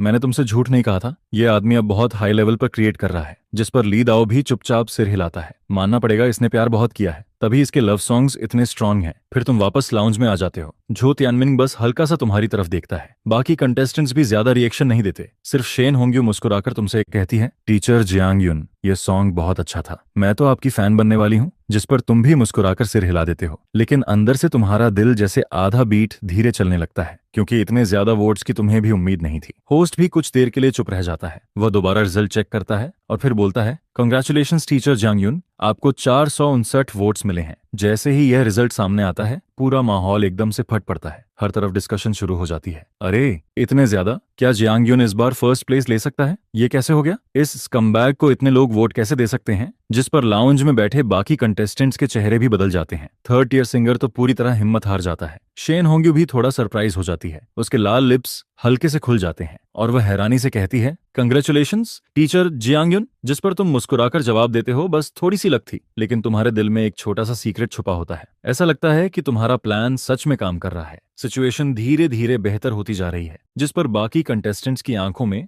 थोड़ी जेलसी और एनवी दिखाई देने लगती है। लेकिन जो त्यानमिन का चेहरा सबसे ज्यादा खराब हो जाता है। पहले उसे सिर्फ शेन होंग्यू की चिंता थी और अब तुम भी सामने आ गए थे। अगर सच में कोई उसे पीछे छोड़ देता तो यह उसके लिए बहुत बड़ी बेइज्जती होती। फिर बाकी कंटेस्टेंट्स की परफॉर्मेंस भी खत्म होने लगती है और इस एपिसोड की रिकॉर्डिंग धीरे धीरे आखिर तक पहुंच जाती है, जिस पर ह्वांग मिनग्लांग ऑटम पार्टिंग नाम का रैप सॉन्ग गाता है और उसे 441 वोट्स मिलते हैं। इसके बाद शेन होंग्यू एक लिरिकल स्लो सॉन्ग गाती है। वह स्टेज पर अपनी खूबसूरत बॉडी के साथ खड़ी रहती है। उसकी लेजी सिंगिंग वॉइस में एक अलग ही सॉफ्टनेस होती है और उसकी लंबी लेग्स स्टेज पर धीरे धीरे चलती रहती हैं, जिसे देखकर ऐसा लगता है जैसे सिर्फ उसकी मौजूदगी ही लोगों को अपनी तरफ खींच रही हो। यह सच में देखने और सुनने दोनों के लिए एक एंजॉयमेंट होता है और आखिर में उसे 453 वोट्स मिलते हैं। अब इस समय सबकी नजर सिर्फ तुम और झो तियानमिन पर होती है, क्योंकि अभी तक तुम्हारा स्कोर सबसे ज्यादा था और अब आखिरी में स्टेज पर झो तियानमिन आता है। अगर वह भी तुमसे आगे नहीं निकल पाया तो इस बार फर्स्ट प्लेस तुम्हारा होगा। जिस पर झो तियानमिन स्टेज पर आता है, लेकिन अंदर से वह थोड़ा नर्वस होता है। वह गहरी सांस लेकर खुद को शांत करता है और इस बार वह भी ऑटम थीम पर एक लव सॉन्ग लेकर आया होता है, एक खूबसूरत लव स्टोरी। तुम चुपचाप झो तियानमिन की सिंगिंग देखते हो। हालांकि यह आदमी तुम्हें पसंद नहीं था, लेकिन इसके पास टैलेंट जरूर था। आखिर वह पुराने जनरेशन का सिंगर था और उसकी परफॉर्मेंस में कोई कमी नहीं थी। फिर जैसे ही झो तियानमिन की परफॉर्मेंस खत्म होती है, होस्ट दोबारा स्टेज पर आ जाता है, जिस पर सब लोग उसके वोट्स सुनने का इंतजार करने लगते हैं। टीचर झो के वोट्स अब मेरे हाथ में हैं। यह सुनते ही सब लोग होस्ट की तरफ देखने लगते हैं। झो तियानमिन भी थोड़ा नर्वस हो जाता है, लेकिन जैसे ही होस्ट रिजल्ट देखता है, उसके चेहरे पर भी सरप्राइज आ जाता है, क्योंकि ये गैप बहुत कम था। जिस पर झो तियानमिन का दिल भी तेज धड़कने लगता है। फिर होस्ट धीरे से कहता है, कंग्रेचुलेशंस टीचर झाओ, आपको 460 वोट्स मिले हैं और आप इस गेम के फर्स्ट प्लेस बन गए हैं। सिर्फ एक वोट से तुम झो तियानमिन से हार जाते हो। बाकी कंटेस्टेंट्स बीच में ही रहते हैं। हालांकि झो तियानमिन फर्स्ट इन बलेस को जीत जाता है, लेकिन उसके चेहरे पर खुशी नहीं होती, क्योंकि वह जानता था कि इस बार वह बस एक वोट से बचा है। और तभी ली दाओ अंदर आता है और अगले रूल्स बताता है। अगला एपिसोड सेमीफाइनल होगा, इसलिए इस बार कोई रिस्ट्रिक्शन नहीं होगी। तुम अपना बेस्ट दिखाने के लिए कोई भी सॉन्ग चुन सकते हो। जिस पर सभी कंटेस्टेंट्स के चेहरे फिर से सीरियस हो जाते हैं। सब लोग मोटिवेट हो जाते हैं। हालांकि अब सॉन्ग सिलेक्शन पर कोई रिस्ट्रिक्शन नहीं होता, लेकिन कंपटीशन और भी ज्यादा डेंजरस होने वाला था, क्योंकि अब हर कोई अपना सबसे बड़ा ट्रम्प कार्ड लेकर आने वाला था, जिस पर सिर्फ तुम्हें इससे कोई फर्क नहीं पड़ता। तुम्हारे लिए थीम हो या ना हो, दोनों में कोई खास डिफरेंस नहीं था। आखिर तुम्हारे दिमाग में सॉन्ग्स की कोई कमी नहीं थी। और इसी समय गॉड गिवन सिंगिंग का तीसरा एपिसोड ऑफिशियली ब्रॉडकास्ट हो जाता है। लिन क्विन सोफा पर बैठी रहती है और सिर हिलाती है। उसे लगता है कि अभी तक आने वाले कंटेस्टेंट्स ज्यादा अच्छे नहीं थे, खासकर वह थर्ड ईयर सिंगर जिसने शुरुआत की थी। वह इतना नर्वस था कि उसकी सिंगिंग थोड़ी बिगड़ गई थी। लेकिन फिर जैसे ही तुम्हारा सॉन्ग आता है वह धीरे से बोलती है, यह सॉन्ग शायद एक लव सॉन्ग है जिस पर तुम गाना शुरू करने से पहले अपनी फीलिंग्स को धीरे धीरे बाहर लाते हो। और जैसे ही तुम गाना शुरू करते हो सॉन्ग पहले की तरह ही बहुत हाई लेवल का लगता है, जिसे सुनकर वह पूरी तरह तुम्हारी तरफ अट्रैक्ट हो जाती है। सारा पास्ट तुम क्यों कहते हो कि मैं नहीं बदला? क्योंकि मैं तुमसे प्यार करता हूँ। मैं अब भी तुम्हारी गैर मौजूदगी को सुन नहीं पाता। इस समय सुमुवान भी सोफा पर बैठी होती है। उसकी खूबसूरत लेग्स एक दूसरे के ऊपर रखी होती हैं। वह तुम्हारा सॉन्ग सुनते सुनते पूरी तरह उसमें खो जाती है और उसे खुद भी समझ नहीं आता कि वह यह शो क्यों देख रही है। जिस पर दूसरी तरफ सॉन्ग युक्विन भी बिल्कुल ऐसा ही कर रही होती है। वह आज अपना वैरायटी शो रिकॉर्ड करके जल्दी होटल वापस आ गई थी, सिर्फ तुम्हारा शो देखने के लिए। और जैसे ही आखिर में तुम ऑडियंस की तरफ झुककर थैंक यू कहते हो, उसके दिल में अचानक बहुत सैडनेस आ जाती है, क्योंकि वह जानती थी कि कर्ज चुकाने के लिए तुमने कितना कुछ सहा था। दूसरी तरफ 30 युआन क्रू का काम भी आज खत्म हो जाता है और चू शाओयांग पहले से ही वहां पहुंच जाता है, लेकिन यांगशु उससे पहले ही जा चुकी होती है, जिसे देखकर वो बहुत गुस्सा हो जाता है। मैंने पहले ही कहा था कि मैं तुमसे मिलने आऊंगा, क्या तुम अब भी उस कमबैक को नहीं भूल पाई? जिस पर वह ठंडी हंसी हंसता है और एक फोन कॉल करता है। और उसी समय मैंगो चैनल के अंदर एक साजिश शुरू होने लगती है। लीदाओ को अचानक स्टेशन के लीडर का फोन आता है, जिसे सुनते ही वह अपनी चेयर से खड़ा हो जाता है। डायरेक्टर, आप मजाक तो नहीं कर रहे? जिस पर लीदाओ का चेहरा भी घबराया हुआ लगने लगता है। ठीक है, हुआना की तरफ से ऑलरेडी बात हो चुकी है, इसमें अब कुछ नहीं किया जा सकता। इतना कहकर सामने वाला फोन काट देता है, जिस पर लीदाओ फोन को धीरे से टेबल पर रख देता है। उसके चेहरे पर बहुत कॉम्प्लिकेटेड एक्सप्रेशन होता है। अब शो की पॉपुलैरिटी बहुत ज्यादा थी और अगर इस समय जियांग यू को बाहर निकाला गया तो शो की पॉपुलैरिटी कम से कम आधी रह जाएगी। जिस पर ली दाओ तुरंत समझ जाता है कि यह सब हुआना की तरफ से हुआ है। लेकिन अब सबसे बड़ी प्रॉब्लम यह थी कि जियांग यू को बाहर कैसे किया जाए। उसी समय तुम होटल में बैठकर हिसाब लगा रहे होते हो। शो के 4 एपिसोड्स के बाद तुम अब तक 10 मिलियन कमा चुके होते हो और अब तुम्हारा डेट लगभग खत्म होने वाला होता है। इसके अलावा तुम्हारे 3 सॉन्ग्स की रॉयल्टीज मिलाकर भी 2 मिलियन बनती है, जिस पर तुम सोचते हो कि यह पैसा फ्यूचर के लिए अपने पास रखोगे। तभी तुम्हारा फोन बजता है। यह डायरेक्टर का कॉल होता है। वह तुम्हें तुरंत आने के लिए कहता है। होटल टीवी स्टेशन के बिल्कुल पास होता है, इसलिए तुम जल्दी ही ली दाओ के ऑफिस के बाहर पहुंच जाते हो। तुम डोर नॉक करते हो और अंदर चले जाते हो। डायरेक्टर, इतनी जल्दी में क्यों बुलाया? तुम्हारे चेहरे पर हल्की सी स्माइल होती है। तुम मन में सोचते हो क्या पिछले कुछ एपिसोड्स की परफॉर्मेंस अच्छी नहीं थी, या फिर शायद चैनल अब मुझे सीरियसली लेने लगा है। लेकिन ये देखकर ली दाओ को थोड़ा अजीब लगता है, क्योंकि पहले वाला जियांग यू हमेशा घमंडी और एरोगेंट लगता था, लेकिन अब तुम बहुत शांत और समझदार दिखाई दे रहे थे। जिस पर ली दाओ मुस्कुराकर कहता है, जियांग यू आओ बैठो। तुम उसके सामने चेयर पर बैठ जाते हो, लेकिन उसके एक्सप्रेशन को देखकर तुम्हें भी अंदर से थोड़ा अजीब महसूस होने लगता है। जिस पर तुम सीधे पूछते हो, डायरेक्टर अगर कोई बात है तो सीधे बता दीजिए। यह सुनकर ली दाओ भी कुछ देर चुप रहता है, फिर आखिर वह धीरे से कहता है, तो मैं सीधे बता देता हूँ, लेकिन पहले तुम्हें मेंटली तैयार होना पड़ेगा। यह सुनते ही तुम्हारे अंदर एक बुरा अंदाजा आने लगता है। फिर ली दाओ थोड़ा झिझकते हुए कहता है, कुछ फोर्स में और रीजंस की वजह से अगले फाइनल से पहले तुम्हें हमारा शो छोड़ना होगा। यह कहते हुए वह तुम्हारे चेहरे को ध्यान से देखता रहता है, जिस पर तुम्हारी आंखों में एक पल के लिए शौक आता है। तुम्हारा राइट हैंड हल्का सा कांपता है, लेकिन तुम जल्दी से अपनी मुट्ठी कस लेते हो और अपने चेहरे पर कुछ भी जाहिर नहीं होने देते। कुछ देर बाद तुम शांत आवाज में कहते हो, मैं समझ गया, कंडीशंस क्या हैं? जिस पर ली दाओ कुछ पल के लिए खुद भी चुप रह जाता है, क्योंकि तुम्हारी यह शांति उसे थोड़ी डरावनी लगती है। उसे डर था कि शायद तुम गुस्से में आकर सब कुछ बिगाड़ दोगे, लेकिन तुम्हारे पास अब कुछ भी नहीं बचा था, इसलिए वह नहीं चाहता था कि बात और खराब हो। जिस पर उसके चेहरे की स्माइल धीरे धीरे गायब हो जाती है। फिर वह कुछ देर बाद कहता है, मैं तुम्हें हाहा टूर ग्रुप में रिकमेंड कर सकता हूँ, फ्लाइट गेस्ट के तौर पर। तुम जानते हो इस शो की पॉपुलैरिटी कितनी ज्यादा है और श्रेया भी वहां प्रोड्यूसर है। मैं उससे कहूंगा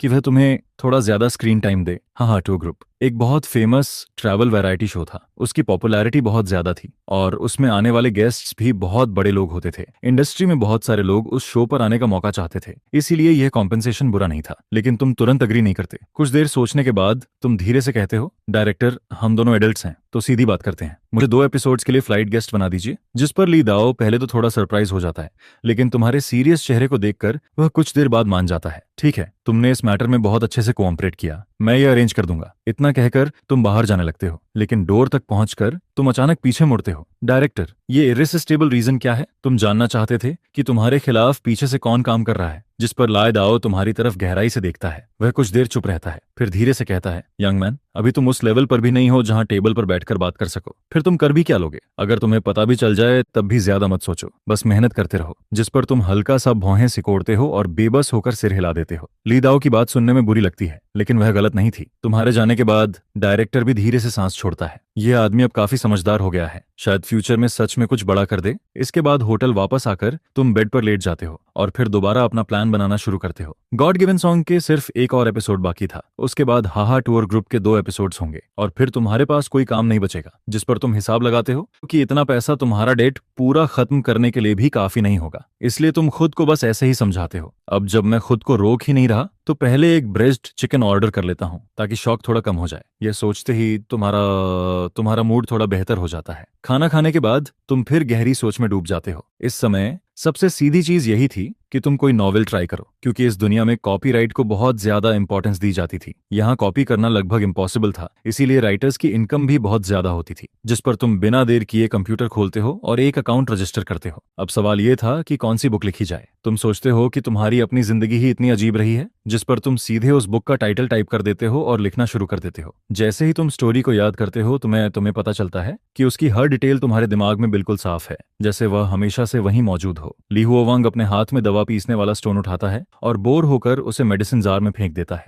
जिस पर अंदर रखा जैड मड और लियू गुआंग टूटने लगते हैं और फिर धीरे धीरे वह सब एक शेप लेने लगता है। तुम बहुत तेजी से लिखते हो, सिर्फ 2 घंटे में तुम 10,000 वर्ड्स लिख देते हो और फिर सीधे उसे अपलोड कर देते हो रिव्यू के लिए। ये नॉवेल अर्थ पर भी एक बहुत बड़ी हिट थी। अब देखना यह था कि क्या ये इस दुनिया में भी चल पाएगी। दूसरी तरफ सु मुवान भी अपने म्यूजिक टीचर के भेजे हुए सॉन्ग्स देख रही होती है, लेकिन वह उनमें से किसी से भी खुश नहीं होती, जिस पर उसका मैनेजर उसे समझाता है, मुवान इतना टेंशन मत लो, मैं बाद में कुछ दूसरे टीचर से भी ट्राई करूंगा। अगर फिर भी कुछ नहीं हुआ तो अगले महीने सिंगल मत निकालो, एल्बम आने दो, फिर फैंस को एक साथ सरप्राइज देंगे। लेकिन सु मुवान सिर हिला देती है, नहीं, सिंगल तो रिलीज करना ही पड़ेगा, ये फैंस से किया हुआ प्रॉमिस है। जिस पर मैनेजर भी बेबस होकर सिर हिला देता है, ठीक है, मैं कुछ और टीचर्स से बात करता हूँ, लेकिन खुद को इतना टायर्ड मत करो। हाँ, टूर ग्रुप की तरफ से भी पहले ही अनाउंसमेंट आ चुकी है, तब तुम वहां जाओगी, थोड़ा एंजॉय करोगी और रिलैक्स भी। हाल ही में सु मुवान बहुत ज्यादा काम कर रही थी, जैसे वह जानबूझकर किसी चीज से बच रही हो, और उसे सबसे ज्यादा डर इसी बात का था कि कहीं उसे फिर से जियांग्यू याद ना आ जाए। और फिर जल्दी ही मंडे आ जाता है। गॉड सॉन्ग के 5th एपिसोड की रिकॉर्डिंग शुरू हो जाती है।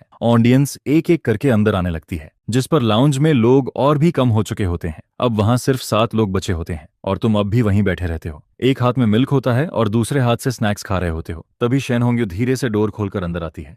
उसकी स्मूथ और लंबी लेग्स हमेशा की तरह सबका ध्यान खींच लेती हैं। वह सबको आराम से हेलो कहती है और जैसे ही वह देखती है कि तुम्हारे पास वाली सीट खाली है, वह बिना झिझक वहीं आकर बैठ जाती है। टीचर जियांग्यू, इस बार आप कौन सा सॉन्ग गाने वाले हैं? जिस पर तुम्हें उसके बॉडी से आती हुई खुशबू महसूस होती है और तुम्हारी नजर अनजाने में उसके सफेद थाइज पर चली जाती है। फिर तुम हल्का सा मुस्कुराकर कहते हो, अभी सीक्रेट है, स्टेज पर जाओगी तब पता चल जाएगा। तुम्हारे चेहरे की स्माइल देखकर शेन होंग्यू भी हल्का सा मुस्कुराती है। लगता है इस बार टीचर जियांग्यू फर्स्ट प्लेस लेने वाले हैं। आपको खुद पर बहुत कॉन्फिडेंस है। यह सुनते ही बाकी कंटेस्टेंट्स के चेहरे थोड़ा बदल जाते हैं, जिस पर झो त्यानमिन कोई रिएक्शन नहीं देता। वह बस हल्का सा तुम्हारी तरफ देखता है, लेकिन ऊपर से जितना काम दिख रहा था, अंदर से उतना ही पैनिक में था। उसे लगता था कि वह किसी से भी हार सकता है, लेकिन तुमसे नहीं। आखिर तुम उसके लिए सिर्फ एक ट्रैफिक सिंगर थे। जिस पर तुम शेन होंग्यू की बात सुनकर मुस्कुराते हो और कहते हो, फर्स्ट प्लेस तो मैं जरूर लेना चाहता हूँ। आखिर मैं यहाँ कंपटीशन में आया हूँ तो नेचुरली मैं जीतना भी चाहता हूँ। यह सुनकर झो त्यानमिन तुम्हारी तरफ देखता है और कहता है, सिर्फ कंपटीशन में वापस आ जाना काफी नहीं होता। अब ये देखना होगा शाओजियांग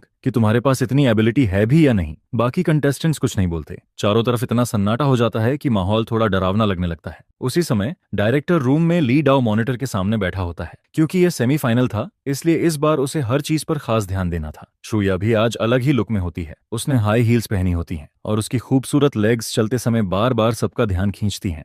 लेकिन उसके चेहरे पर हल्की सी उदासी भी होती है, क्योंकि उसे पहले से पता था कि तुम ये शो छोड़ने वाले हो। वह तुम्हें यहाँ तक आते हुए देख चुकी थी और सच कहें तो वह चाहती थी कि तुम फाइनल तक पहुंचो। जिस पर टीचर वांग जुआओ को भी थोड़ा अफसोस होता है, क्योंकि वह तुम्हारे सॉन्ग्स को सच में बहुत ज्यादा पसंद करता था। फिर सेमीफाइनल की रिकॉर्डिंग ऑफिशियली शुरू हो जाती है। होस्ट स्टेज पर आकर रूल्स बताता है और उसके बाद कंटेस्टेंट्स एक एक करके स्टेज पर परफॉर्म करना शुरू करते हैं। जिस पर ली दाओ वांग जुआओ की तरफ देखकर पूछता है, आपको क्या लगता है इस बार यह कौन सा सॉन्ग गाएगा? यह सुनकर शू या भी क्यूरियस होकर उसकी तरफ देखने लगती है, लेकिन वांग जुआ बस रहस्यमय तरीके से मुस्कुराता है और कहता है, अभी के लिए सीक्रेट रहने दो, बाद में पता चल जाएगा। मैं सिर्फ इतना कह सकता हूँ कि यह आदमी अब सॉन्ग्स लिखने में सच में बहुत स्ट्रांग हो गया है। इसका दोबारा ऊपर आना बिल्कुल इम्पॉसिबल नहीं है। यह सुनकर ली दाओ और शुई शुए या दोनों और भी ज्यादा क्यूरियस हो जाते हैं, क्योंकि इस सेमीफाइनल में कोई भी थीम रिस्ट्रिक्शन नहीं थी, इसलिए हर कंटेस्टेंट ने बहुत अच्छा परफॉर्म किया, जिस पर सबसे कम वोट्स भी 415 होते हैं। सबसे ज्यादा 448 वोट्स मिले थे, जिस पर कंपटीशन काफी ज्यादा तगड़ा था। जैसे जैसे टाइम आगे बढ़ता है, गेम धीरे धीरे सेकंड हाफ में पहुंचता है और फिर वांग जावे और हुआंग मिंगलियांग के आते ही पूरे सीन का एटमॉस्फेयर सीधे क्लाइमैक्स पर पहुंच जाता है। वांग जियावेई को 450 वोट्स मिलते हैं, जिस पर हुआंग मिंगलियांग को 453 वोट्स मिलते हैं। अब ऑडियंस पूरी तरह चिल्ला चुकी होती है और फिर शेन होंग्यू एक थोड़ा सॉफ्ट सॉन्ग गाना शुरू करता है। वो स्टेज पर एक कैनवस के साथ खड़ा होता है, जिस पर उसका सॉफ्ट पॉस्चर सॉन्ग की रिदम के साथ धीरे धीरे स्वे करता है। एक पल के लिए ऐसा लगता है जैसे सब लोग उस वाइल्ड पैराडाइज से निकलकर सॉफ्ट क्लाउड्स में पहुंच गए हों। सब लोग शेन होंग्यू की सिंगिंग सुन रहे होते हैं, जिसमें काइंडनेस भरी हुई होती है, जिस पर धीरे धीरे सबके बेचैन दिल शांत होने लगते हैं। आखिर में शेन होंग्यू को 461 वोट्स मिलते हैं। जैसे ही यह रिजल्ट सामने आता है, सभी गेस्ट्स एक दूसरे की तरफ देखने लगते हैं। हर कोई तुम्हारी तरफ और जाओ तियानमिंग की तरफ नजर डालता है, क्योंकि यह स्कोर पिछले एपिसोड के हाईएस्ट स्कोर से भी ऊपर निकल चुका था, जिस पर जो तियानमिन भी इस मोमेंट पर नर्वस फील करने लगता है। उसके मन में यही चलता है कि अगर वो शेन होंग्यू से हार भी जाए, तब भी वो तुमसे कभी नहीं हार सकता। उधर ऑडियंस भी लगातार इसी बारे में बात कर रही होती है। इसी बीच तुम बैक स्टेज में खड़े होते हो और फिर जैसे ही होस्ट तुम्हारा नाम लेता है, तुम पिक्चर ट्यूब उठाते हो और धीरे धीरे स्टेज पर चलकर आते हो, जिस पर पूरा सीन अचानक से बहुत शांत हो जाता है। वहां ना कोई रोमांस बचता है, ना कोई रेजिस्टेंस, सिर्फ उम्मीद भरी नजरें होती हैं। तुम हल्का सा झुकते हो और बॉ करते हो, जिस पर म्यूजिक धीरे धीरे बजना शुरू होता है। फिर बड़े स्क्रीन पर सॉन्ग की इन्फॉर्मेशन दिखाई देती है। उसमें जैसे कोई मैजिक होता है जो सबके मूड को शांत कर देता है। सभी लोग सॉन्ग का नाम देखते हैं, जिसमें हल्का सा सैडनेस का एहसास छिपा होता है। The sunset is infinitely good but it is a quite dusk. तुम स्टेज पर चुपचाप खड़े रहते हो और अपने इमोशंस को अंदर ही अंदर तैयार करते हो। फिर जैसे ही प्रेल्यूड खत्म होता है, तुम ट्यूब को उठाते हो और गाना शुरू करते हो। तुम्हारी आवाज पहले जैसी ही रहती है, वही लो और थोड़ी हॉर्स फीलिंग वाली वॉइस जो फिर से सबके कानों में उतरने लगती है। सैड लिरिक्स और मेलोडी के साथ उस मोमेंट पर ऐसा लगता है जैसे सब लोग सनसेट का वो दृश्य अपनी आंखों के सामने देख रहे हो। सिर्फ 10 मिनट का सनसेट जो बहुत खूबसूरत होता है, लेकिन ज्यादा देर नहीं टिकता। जैसे कोई इंसान अकेले रोड पर ड्राइव कर रहा हो, रात धीरे धीरे पास आ रही हो और एक सॉन्ग भी पूरा ना हो पा रहा हो। आंखों के सामने अंधेरा बना रहता है और फीलिंग्स की दुनिया लैंप की रोशनी में दर्द देती रहती है। ब्लैक टीयर्स के अंदर ट्वाइलाइट बहती रहती है, जिस पर तुम्हारी सिंगिंग स्किल्स एक बार फिर और बेहतर लगने लगती हैं। अब तुम इस बॉडी के साथ पूरी तरह अडेप्ट कर चुके होते हो और ये सॉन्ग जैसे सिर्फ तुम्हारे लिए बना होता है। इसके बाद सॉन्ग जल्दी ही कोरस तक पहुंचता है। मैं अभी भी याद रखता हूँ तुम्हारे होंठों पर वो आखिरी बात जिसे तुमने दिल में बंद कर लिया था। अगर थोड़ी वार्मअप भी बची थी, तब भी आखिर में सिर्फ कमी रह जाती है। ट्विलाइट की आंसुओं वाली आइस लाइन प्यार के उस चेहरे को आंसुओं में खींचती रहती है। मुझे अभी भी याद है तुम्हारी आंखों से गिरते हुए वो आंसू, जैसे सैडनेस की एक पूरी किताब। तुम्हारी आवाज में इतना दर्द और इमोशन होता है जिस पर ऑडियंस पूरी तरह से उस डस्क में खो जाती है।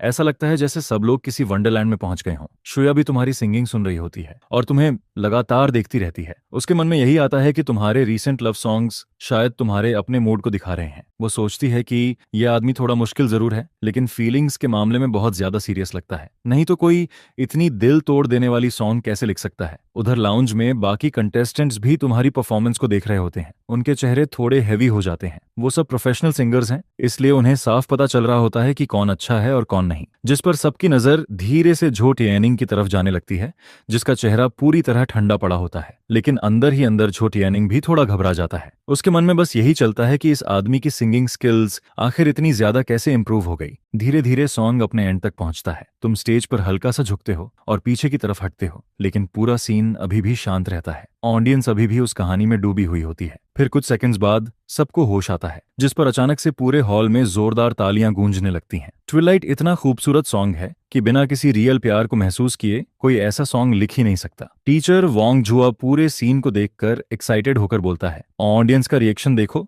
मुझे नहीं लगता इसके वोट्स कम होंगे। जिसके जवाब में डायरेक्टर ली भी वही फील करता है। आखिर यह सेमीफाइनल्स है और शो में तुम्हारा आखिरी स्टेज भी। अब सवाल यही है कि क्या तुम फर्स्ट प्लेस जीत पाओगे। अगर तुम फर्स्ट प्लेस जीत लेते हो तो ये शो के लिए भी बहुत बड़ी बात होगी। इसी बीच वोटिंग चैनल बंद हो चुका होता है। फिर होस्ट स्टेज पर आता है और मुस्कुराते हुए कहता है, अब मैं अनाउंस करूंगा कि इस एपिसोड में टीचर जियांग यू को कितने वोट्स मिले हैं, जिस पर सबकी नजर उसी पर टिक जाती है। यहाँ तक कि साइड में बैकस्टेज पर खड़ा झो तियानिंग भी उसी को घूर रहा होता है। वो मन ही मन गुस्सा कर रहा होता है, बस वोट्स ज्यादा ना हो। फिर होस्ट तुम्हारे वोट्स देखता है, जिस पर उसकी खुद की सांसें थोड़ी रुक जाती हैं। उसके अंदर एक्साइटमेंट और शॉक दोनों होते हैं। फिर वो खुद को संभालता है और कहता है, कंग्रेचुलेशंस टीचर जियांग यू, इस गेम में आपको 469 वोट्स मिले हैं। जैसे ही यह नंबर सामने आता है, पहले से शांत पड़ा पूरा हॉल अचानक फट पड़ता है। हर तरफ से जोरदार तालियां, चिल्लाहट और शोर गूंजने लगता है, जैसे पूरा आसमान टूटने वाला हो। हर कोई इस सॉन्ग से पूरी तरह जीत लिया गया होता है। लोग तुम्हारे लिए खुश होते हैं और साथ ही अपने दिल के अंदर छिपी हुई उन रियल फीलिंग्स के लिए भी, जिन्हें इस सॉन्ग ने बाहर निकाल दिया था। उधर लाउंज में बाकी कंटेस्टेंट्स भी शॉक्ड रह जाते हैं। कुछ लोग हैरान होते हैं तो कुछ के चेहरे पर जलन साफ दिखाई देती है। शेन होंग्यो के मन में भी बहुत कुछ चलता है, लेकिन उसने भी नहीं सोचा था कि तुम्हें इतने ज्यादा वोट्स मिलेंगे, जिस पर हर कोई शौक में तुम्हारी तरफ देखने लगता है। फिर शेन होंग्यो मुस्कुराता है और कहता है, कंग्रेचुलेशंस टीचर जियांग यू, जिस पर तुम हल्का सा स्माइल करते हो और सिर हिलाते हो। सच कहें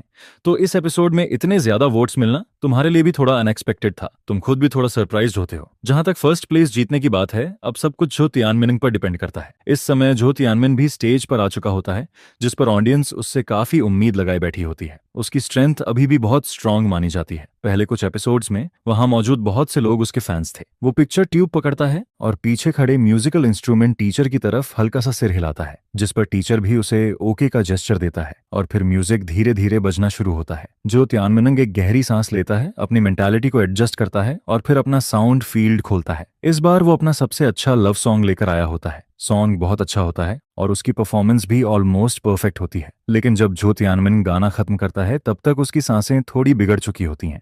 परफॉर्मेंस के एंड तक उसकी टेंशन काफी कम हो जाती है। लेकिन जैसे ही वो ऑडियंस की वोटिंग को देखता है, उसका दिल जो अभी थोड़ा शांत हुआ था, फिर से तेजी से धड़कने लगता है। उधर बाकी कंटेस्टेंट्स भी बड़े स्क्रीन को लगातार देख रहे होते हैं, क्योंकि सब होस्ट के वोट्स अनाउंस करने का इंतजार कर रहे होते हैं। सेमीफाइनल होने की वजह से वोट्स अनाउंस होने के बाद बाकी कंटेस्टेंट्स को भी स्टेज पर आकर कुछ बोलना होता है।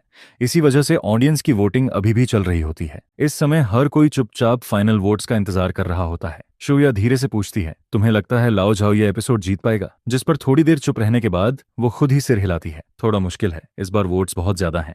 जिसके जवाब में ली दाओ भी सिर हिलाता है। झो तियानमिन के लिए फर्स्ट प्लेस को कंटिन्यू रखना अब बहुत मुश्किल हो चुका था। फिर वोटिंग खत्म हो जाती है और होस्ट पहले थोड़ा सस्पेंस बनाता है। वो कहता है, तो आखिर मिस्टर झाओ को कितने वोट्स मिले हैं? जिस पर एक बार फिर सबकी नजर उसी पर टिक जाती है। जो तियानमिन उसके बगल में खड़ा होता है और उसका हार्ट बीट पहले से काफी तेज हो चुका होता है। होस्ट फाइनल रिजल्ट देखता है और कुछ सेकंड्स तक चुप रहता है। फिर वो बोलता है, आइए कंग्रेचुलेट करते हैं मिस्टर झो तियानमिन को, जिन्हें इस गेम में 459 वोट्स मिले हैं। यह सुनते ही हर कोई पूरी तरह स्टंड रह जाता है। यहाँ तक कि झो तियानमिन के चेहरे पर भी भरोसा ना करने वाला एक्सप्रेशन आ जाता है। उसे यकीन ही नहीं होता, ये कैसे हो सकता है। वो ये मानने को तैयार नहीं होता कि वो 460 वोट्स तक भी नहीं पहुंच पाया। तुमसे आगे निकलना तो दूर, इस बार वो शेन होंग्यू से भी आगे नहीं जा पाया। जिस पर झो तियानमिन को अचानक ऐसा फील होने लगता है जैसे पूरी दुनिया घूम रही हो, उसका पूरा शरीर जैसे वहीं गिरने वाला हो। होस्ट यह देखकर उसे संभालने की कोशिश करता है, लेकिन झो तियानमिन हाथ से मना कर देता है। उसका चेहरा पूरी तरह बुझ चुका होता है। उसकी आंखों में अब पहले वाली चमक नहीं बची होती। उसे यकीन ही नहीं हो रहा होता कि वो सेकंड प्लेस भी सिक्योर नहीं कर पाया। यह बात सच में उसके लिए एक्सेप्ट करना बहुत मुश्किल हो जाता है। यहाँ तक कि ऑडियंस भी एक दूसरे को देखकर शॉक्ड रह जाती है। ओह माय गॉड, जो तियानमिन सच में हार गया, ये तो अनबिलीवेबल है। और जियांग यू ने फर्स्ट प्लेस जीत लिया। तुम्हारे खूबसूरत और काम चेहरे पर भी थोड़ा शौक दिखाई देता है।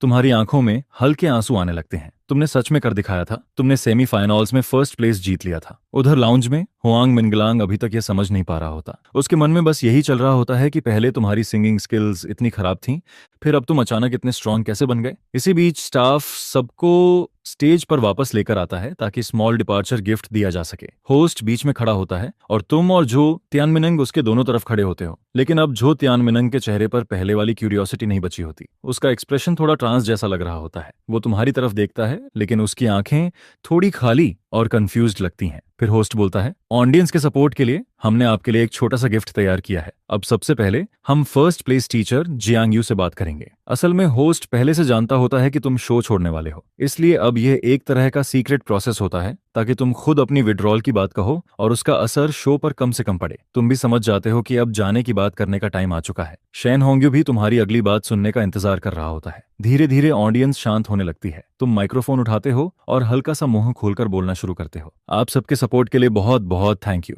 आज सेमीफाइनल्स में फर्स्ट प्लेस जीतकर मुझे बहुत खुशी हो रही है। इसके बाद तुम सबसे पहले काफी देर तक सबका धन्यवाद करते हो। फिर आखिर में तुम कहते हो, लेकिन मैं आप सबसे एक बात कहना चाहता हूँ। पर्सनल हेल्थ और वर्क रीजंस की वजह से मैंने डिसाइड किया है कि मैं अगले कंपटीशन से विथड्रॉ कर रहा हूँ। इस सफर में साथ देने के लिए आप सभी का बहुत बहुत थैंक यू। पहाड़ और नदियां फिर मिलेंगी, हम फ्यूचर में दोबारा जरूर मिलेंगे। ये कहने के बाद तुम एक बार फिर झुकते हो, फिर माइक्रोफोन होस्ट को वापस दे देते हो, जिस पर स्टेज की लाइट अभी भी चमक रही होती है, लेकिन तुम धीरे धीरे मुड़कर स्टेज से नीचे उतरने लगते हो। यह देखकर वहां मौजूद प्रोग्राम टीम को छोड़कर बाकी हर इंसान पूरी तरह शॉक्ड रह जाता है। इसका मतलब क्या है? जियांग्यू ने अभी अभी विड्रॉल अनाउंस कर दिया, वो फर्स्ट प्लेस जीतने के बाद अचानक क्यों चला गया? हर किसी के मन में बस यही सवाल चल रहा होता है, जिस पर ऑडियंस एकदम से फट पड़ती है। पूरा सीन शोर से भर जाता है। शैन होंग्यू तुम्हें जाते हुए देख रहा होता है। तुम्हारी जाती हुई फिगर उसकी आंखों के सामने बार बार आ रही होती है। वो समझ ही नहीं पा रहा होता कि आखिर यह सब हुआ क्या है। उधर बाकी प्लेयर्स के मन में भी अलग अलग थॉट्स होते हैं। कुछ लोग शॉक्ड होते हैं, कुछ को डाउट होता है, लेकिन उनमें से ज्यादातर लोग अंदर ही अंदर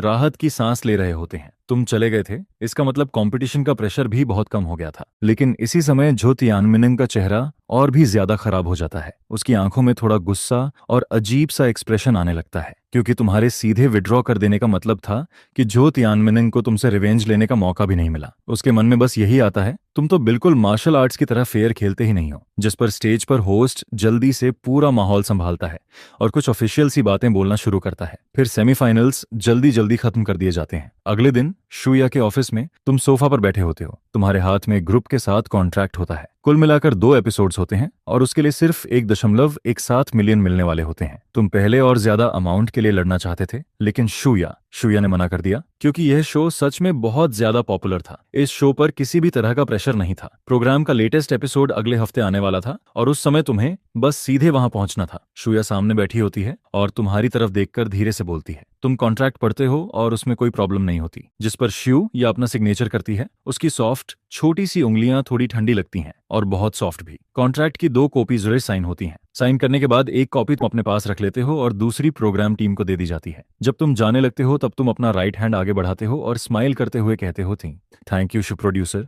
आगे भी मेरा ध्यान रखना। जिस पर शू या एक पल के लिए रुकती है। वो थोड़ी हेजिटेट करती है और फिर आखिर में अपना हाथ बढ़ाकर तुमसे शेक कर लेती है। इसके बाद जल्दी ही फ्राइडे आ जाता है। गॉड सिंगिंग का 4th एपिसोड ब्रॉडकास्ट होता है। सुबह सुबह कॉलर पहले से सोफा पर बैठकर उसका इंतजार कर रहा होता है। पहले 3 एपिसोड्स में तुम्हारे सॉन्ग्स बहुत अच्छे थे, जिस पर वो पहले ही तुम्हारा फैन बन चुका होता है। इस बार का थीम ऑटम होता है। जैसे ही सॉन्ग शुरू होता है और स्पार्स एंड रेड की पहली लाइन सामने आती है, कॉलर की आंखें अचानक चमक उठती हैं। वो स्क्रीन पर तुम्हें स्टेज पर देख रहा होता है और तुम्हारी आंखों में भरे इमोशन को देखकर थोड़ी देर के लिए खो जाता है। तुम्हारे माथे पर गिरती हवा भी किसी पोएट्री की तरह लगती है। कुछ लाइट्स और मून की रोशनी के साथ ऑटम को महसूस कराया जाता है। हवा और बारिश से गुजर चुके चेहरे प्यार को फॉलन लीव्स में बदल देते हैं और वो जिद्दी चेहरा, जिसे कोई रिंग भी रोक नहीं पाती, अब पहचान में नहीं आता। यह तो बहुत ज्यादा अच्छा है। जिस पर कॉलर की आंखें थोड़ी नम होने लगती हैं। उसकी आंखों की चमक और भी बढ़ती जाती है। उधर बैरिया में भी लोग लगातार कमेंट्स कर रहे होते हैं। यह एक ओरिजिनल न्यू सॉन्ग है, इतना अच्छा है। जियांग्यू ने यह सॉन्ग आखिर किसके लिए लिखा है? मुझे अचानक जियांग्यू के लिए बहुत बुरा लग रहा है। इसी समय दूसरी तरफ सुमुवान भी तुम्हारा वीडियो देखकर खत्म करती है। उसे बिल्कुल उम्मीद नहीं थी कि तुम्हारी क्रिएटिव एबिलिटी इतनी अच्छी होगी। उसका नया एल्बम काफी समय से किसी सूटेबल सॉन्ग का इंतजार कर रहा होता है, जिस पर अचानक उसके मन में एक आइडिया आता है। क्या उसे जियांग्यू को ट्राई करना चाहिए? लेकिन जैसे ही उसे यांग शू के साथ तुम्हारा बेट्रियल याद आता है, वो तुरंत इस आइडिया को रिजेक्ट कर देती है। वो मन ही मन सोचती है, इतने सारे लव सॉन्ग्स लिखता है, कितना हाइपोक्रिटिकल है। इसी बीच एक हाई एंड कम्युनिटी में सॉन्ग यूक्विंग छुपकर गॉड सिंगिंग देख रही होती है। जब वो देखती है कि तुम्हें इतने ज्यादा वोट्स मिले हैं, तब वो भी एक्साइटेड हो जाती है। उसके मन में बस यही चलता है, अगर तुम आखिरी बार जो तियानमिन को भी हरा दो तो brother Jiang Yu first place जीत जाएगा। ये सोचकर वो इतनी नर्वस हो जाती है कि उसके छोटे छोटे हाथ आपस में कसकर पकड़ जाते हैं। उधर हुआना एंटरटेनमेंट में चू शाओयांग के विला में एक 3rd tier female star sexy pyjamas पहनकर उसके पीछे खड़ी होती है और धीरे धीरे उसके शोल्डर्स दबा रही होती है। चू शाओयांग उस फीमेल स्टार के सॉफ्ट बॉडी पर टिका हुआ होता है। एक हाथ से वो मोबाइल फोन पर हॉट सर्च देख रहा होता है। उसके होंठों पर एक ठंडी और अजीब स्माइल होती है, क्योंकि उसे पहले से पता होता है कि तुमने शो छोड़ दिया है। ये सब उसी का प्लान होता है, जिस पर वो अंदर ही अंदर खुद पर प्राउड फील कर रही होती है। फिर वो हल्का सा सिर उठाती है और सामने उस फीमेल स्टार के चेहरे को देखती है जो थोड़ा यांग शू जैसा दिखता है। फिर वो उसे अपनी बाहों में खींच लेती है। संडे नाइट को तुम ग्वांगजो के लिए फ्लाइट लेते हो ताकि हाहा टूर ग्रुप की रिकॉर्डिंग में हिस्सा ले सको। होटल लॉबी में तुम्हारी मुलाकात शूया से होती है। वो तुम्हारी तरफ थोड़ा अजीब एक्सप्रेशन के साथ देख रही होती है। आखिर तुमसे रहा नहीं जाता और तुम पूछते हो, रिजा भी सर टीचर शू, आप इतनी वियर्ड क्यों लग रही हैं? जिस पर शूया तुम्हारी तरफ देखती है। वो थोड़ा हेजिटेट करती है और फिर तुमसे पूछती है, क्या तुम्हें पता है इस बार तुम्हारे अलावा और कौन से फ्लाइंग गेस्ट ने वाले हैं? तुम सिर हिलाते हो। तुमने कभी इन चीजों की परवाह नहीं की होती। जिस पर तुम हंसकर कहते हो, मैं यहाँ बस शो रिकॉर्ड करने और पैसे कमाने आया हूँ, बाकी गेस्ट्स कौन हैं उससे मुझे क्या मतलब। जिस पर शूया बस हल्का सा मुस्कुराती है और कहती है, छोड़ो, तुम्हें कल पता चल जाएगा। होटल वापस आने के बाद तुम्हारे मन में थोड़ा डाउट आने लगता है। तुम्हें ऐसा लगता है कहीं कोई फिर से तुम्हें ट्रैप करने की कोशिश तो नहीं कर रहा। लेकिन फिर तुम जल्दी से फ्रेश होते हो और कंप्यूटर ऑन करके अपना नॉवेल लिखना शुरू कर देते हो। तुम्हारे नॉवेल को अब तक 8,000 लोग कलेक्ट कर चुके होते हैं और उसका डेटा लगातार बढ़ता जा रहा होता है। अगले दिन हाहा टूर ग्रुप की रिकॉर्डिंग ऑफिशियली शुरू होती है। सभी लोग होटल के सामने जमा होते हैं। सबसे पहले 6 रेजिडेंट गेस्ट्स आते हैं। फिर डायरेक्टर तुम्हें स्टेज पर इंट्रोड्यूस करता है। जैसे ही बाकी गेस्ट्स तुम्हें देखते हैं वो पूरी तरह शॉक्ड रह जाते हैं। ये आदमी तो गॉड सिंगिंग में पार्टिसिपेट कर रहा था, फिर ये यहाँ क्यों आया है? हर कोई कंफ्यूज्ड होता है। लेकिन तुम उनकी तरफ चलते हो और तुम्हारे चेहरे पर एक वार्म स्माइल होती है। तुम कहते हो, हेलो टीचर्स, मेरा नाम जियांग यू है। जिस पर लियू चाओ सबसे पहले तुम्हें ग्रीट करता है। बाकी लोग भी पॉलिटली तुम्हारा स्वागत करते हैं। तुम सबसे राइट साइड में खड़े होते हो और बीच में खड़ा होता है लिनली, जो चाइना का टॉप सिंगर माना जाता है। उसकी पॉपुलैरिटी तुम्हारे पीक टाइम से भी ज्यादा होती है। इसी समय तीसरा फ्लाइंग गेस्ट भी पहुंचता है। एक ब्लैक मैनी कार धीरे से सामने आकर रुकती है। डोर खुलता है और अंदर से सु मुवान बाहर उतरती है। उसे देखते ही हर कोई स्टन रह जाता है। शूया तुम्हारी तरफ एक अजीब एक्सप्रेशन से देखती है और तुम भी एक पल के लिए फ्रीज हो जाते हो, क्योंकि सु मुवान ही इस बार की आखिरी फ्लाइंग गेस्ट होती है। अब तुम्हें समझ आता है कि कल शूया का एक्सप्रेशन इतना अजीब क्यों था। ये मैंगो प्लेटफॉर्म सच में ट्रैफिक के लिए कुछ भी कर सकता है। जिस पर तुम शांत रहने की कोशिश करते हो और सबके साथ हाथ बजाकर सु मुवान का वेलकम करते हो। लेकिन सु मुवान भी तुम्हें देखकर थोड़ा रुक जाती है। उसे बिल्कुल उम्मीद नहीं थी कि तुम यहाँ मिलोगे। तुम दोनों के बीच का रिलेशनशिप कोई सीक्रेट नहीं होता, इसलिए हर कोई यही सोच रहा होता है कि सु मुवान ने इस शो के लिए हाँ कैसे कर दी। लेकिन उसके चेहरे पर आया हुआ अजीब सा एक्सप्रेशन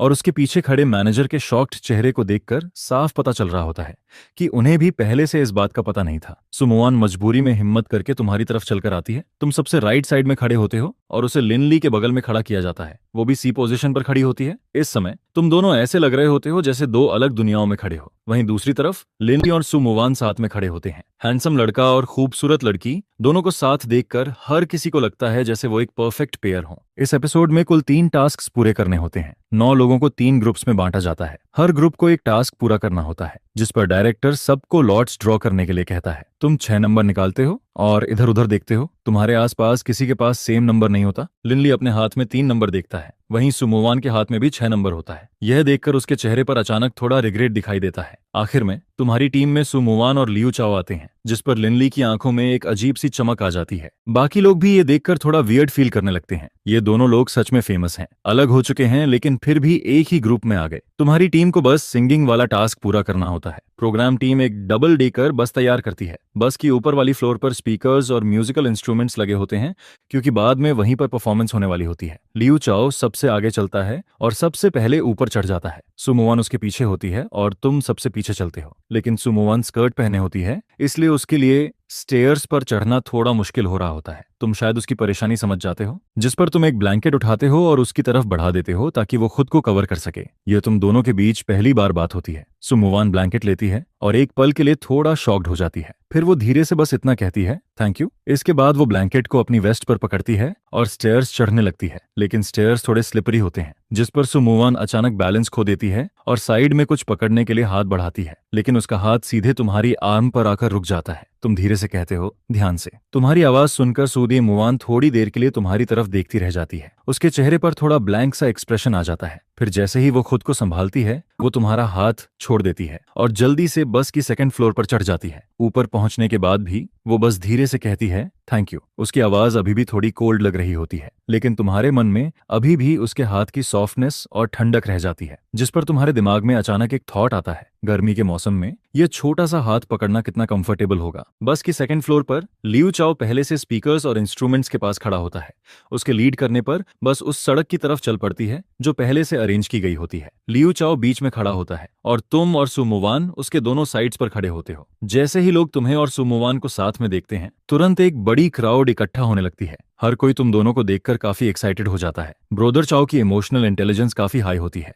वो लोगों से बात करते हुए, मजाक करते हुए माहौल को बहुत हल्का बना देता है, जिस पर ऑडियंस हंसने लगती है। धीरे धीरे वहां और भी पासर्स बाय आने लगते हैं। तुम सिर उठाकर आसमान की तरफ देखते हो। सब कुछ किसी पुराने सीन जैसा लग रहा होता है। इसके बाद सु मुवान 2 सॉन्ग्स गाती है। मानना पड़ेगा, हेवनली क्वीन होने के नाते उसकी सिंगिंग सच में बहुत खूबसूरत होती है। फिर तुम भी एक सॉन्ग गाते हो, लेकिन उसके कुछ देर बाद आसमान धीरे धीरे डार्क होने लगता है और हल्की बारिश शुरू हो जाती है, जिस पर बस परफॉर्मेंस को जल्दी खत्म करना पड़ता है। ब्रोदर चाओ पैसे गिनता है और कुल मिलाकर 1000 निकलते हैं। वो हंसते हुए कहता है, लगता है आज हम लोग अच्छा एंजॉय कर सकते हैं। उधर लिनली यह देखकर राहत की सांस लेता है कि तुम्हारे और सुमुवान के बीच कोई बात नहीं हुई। खाने से पहले सब लोग काफी फन एक्टिविटीज करते हैं। फिर लंच खत्म होने के बाद दोपहर में पैसे खर्च करके एंजॉय करने का टाइम आता है। लियू चाओ और सु मुवान डिसाइड करते हैं कि शॉपिंग करने चलते हैं। तुम्हें भी इसमें कोई प्रॉब्लम नहीं होती, लेकिन प्रॉब्लम यह होती है कि प्रोग्राम टीम ने कोई व्हीकल नहीं दिया होता, इसलिए सबको इलेक्ट्रिक स्कूटर पर जाना पड़ता है।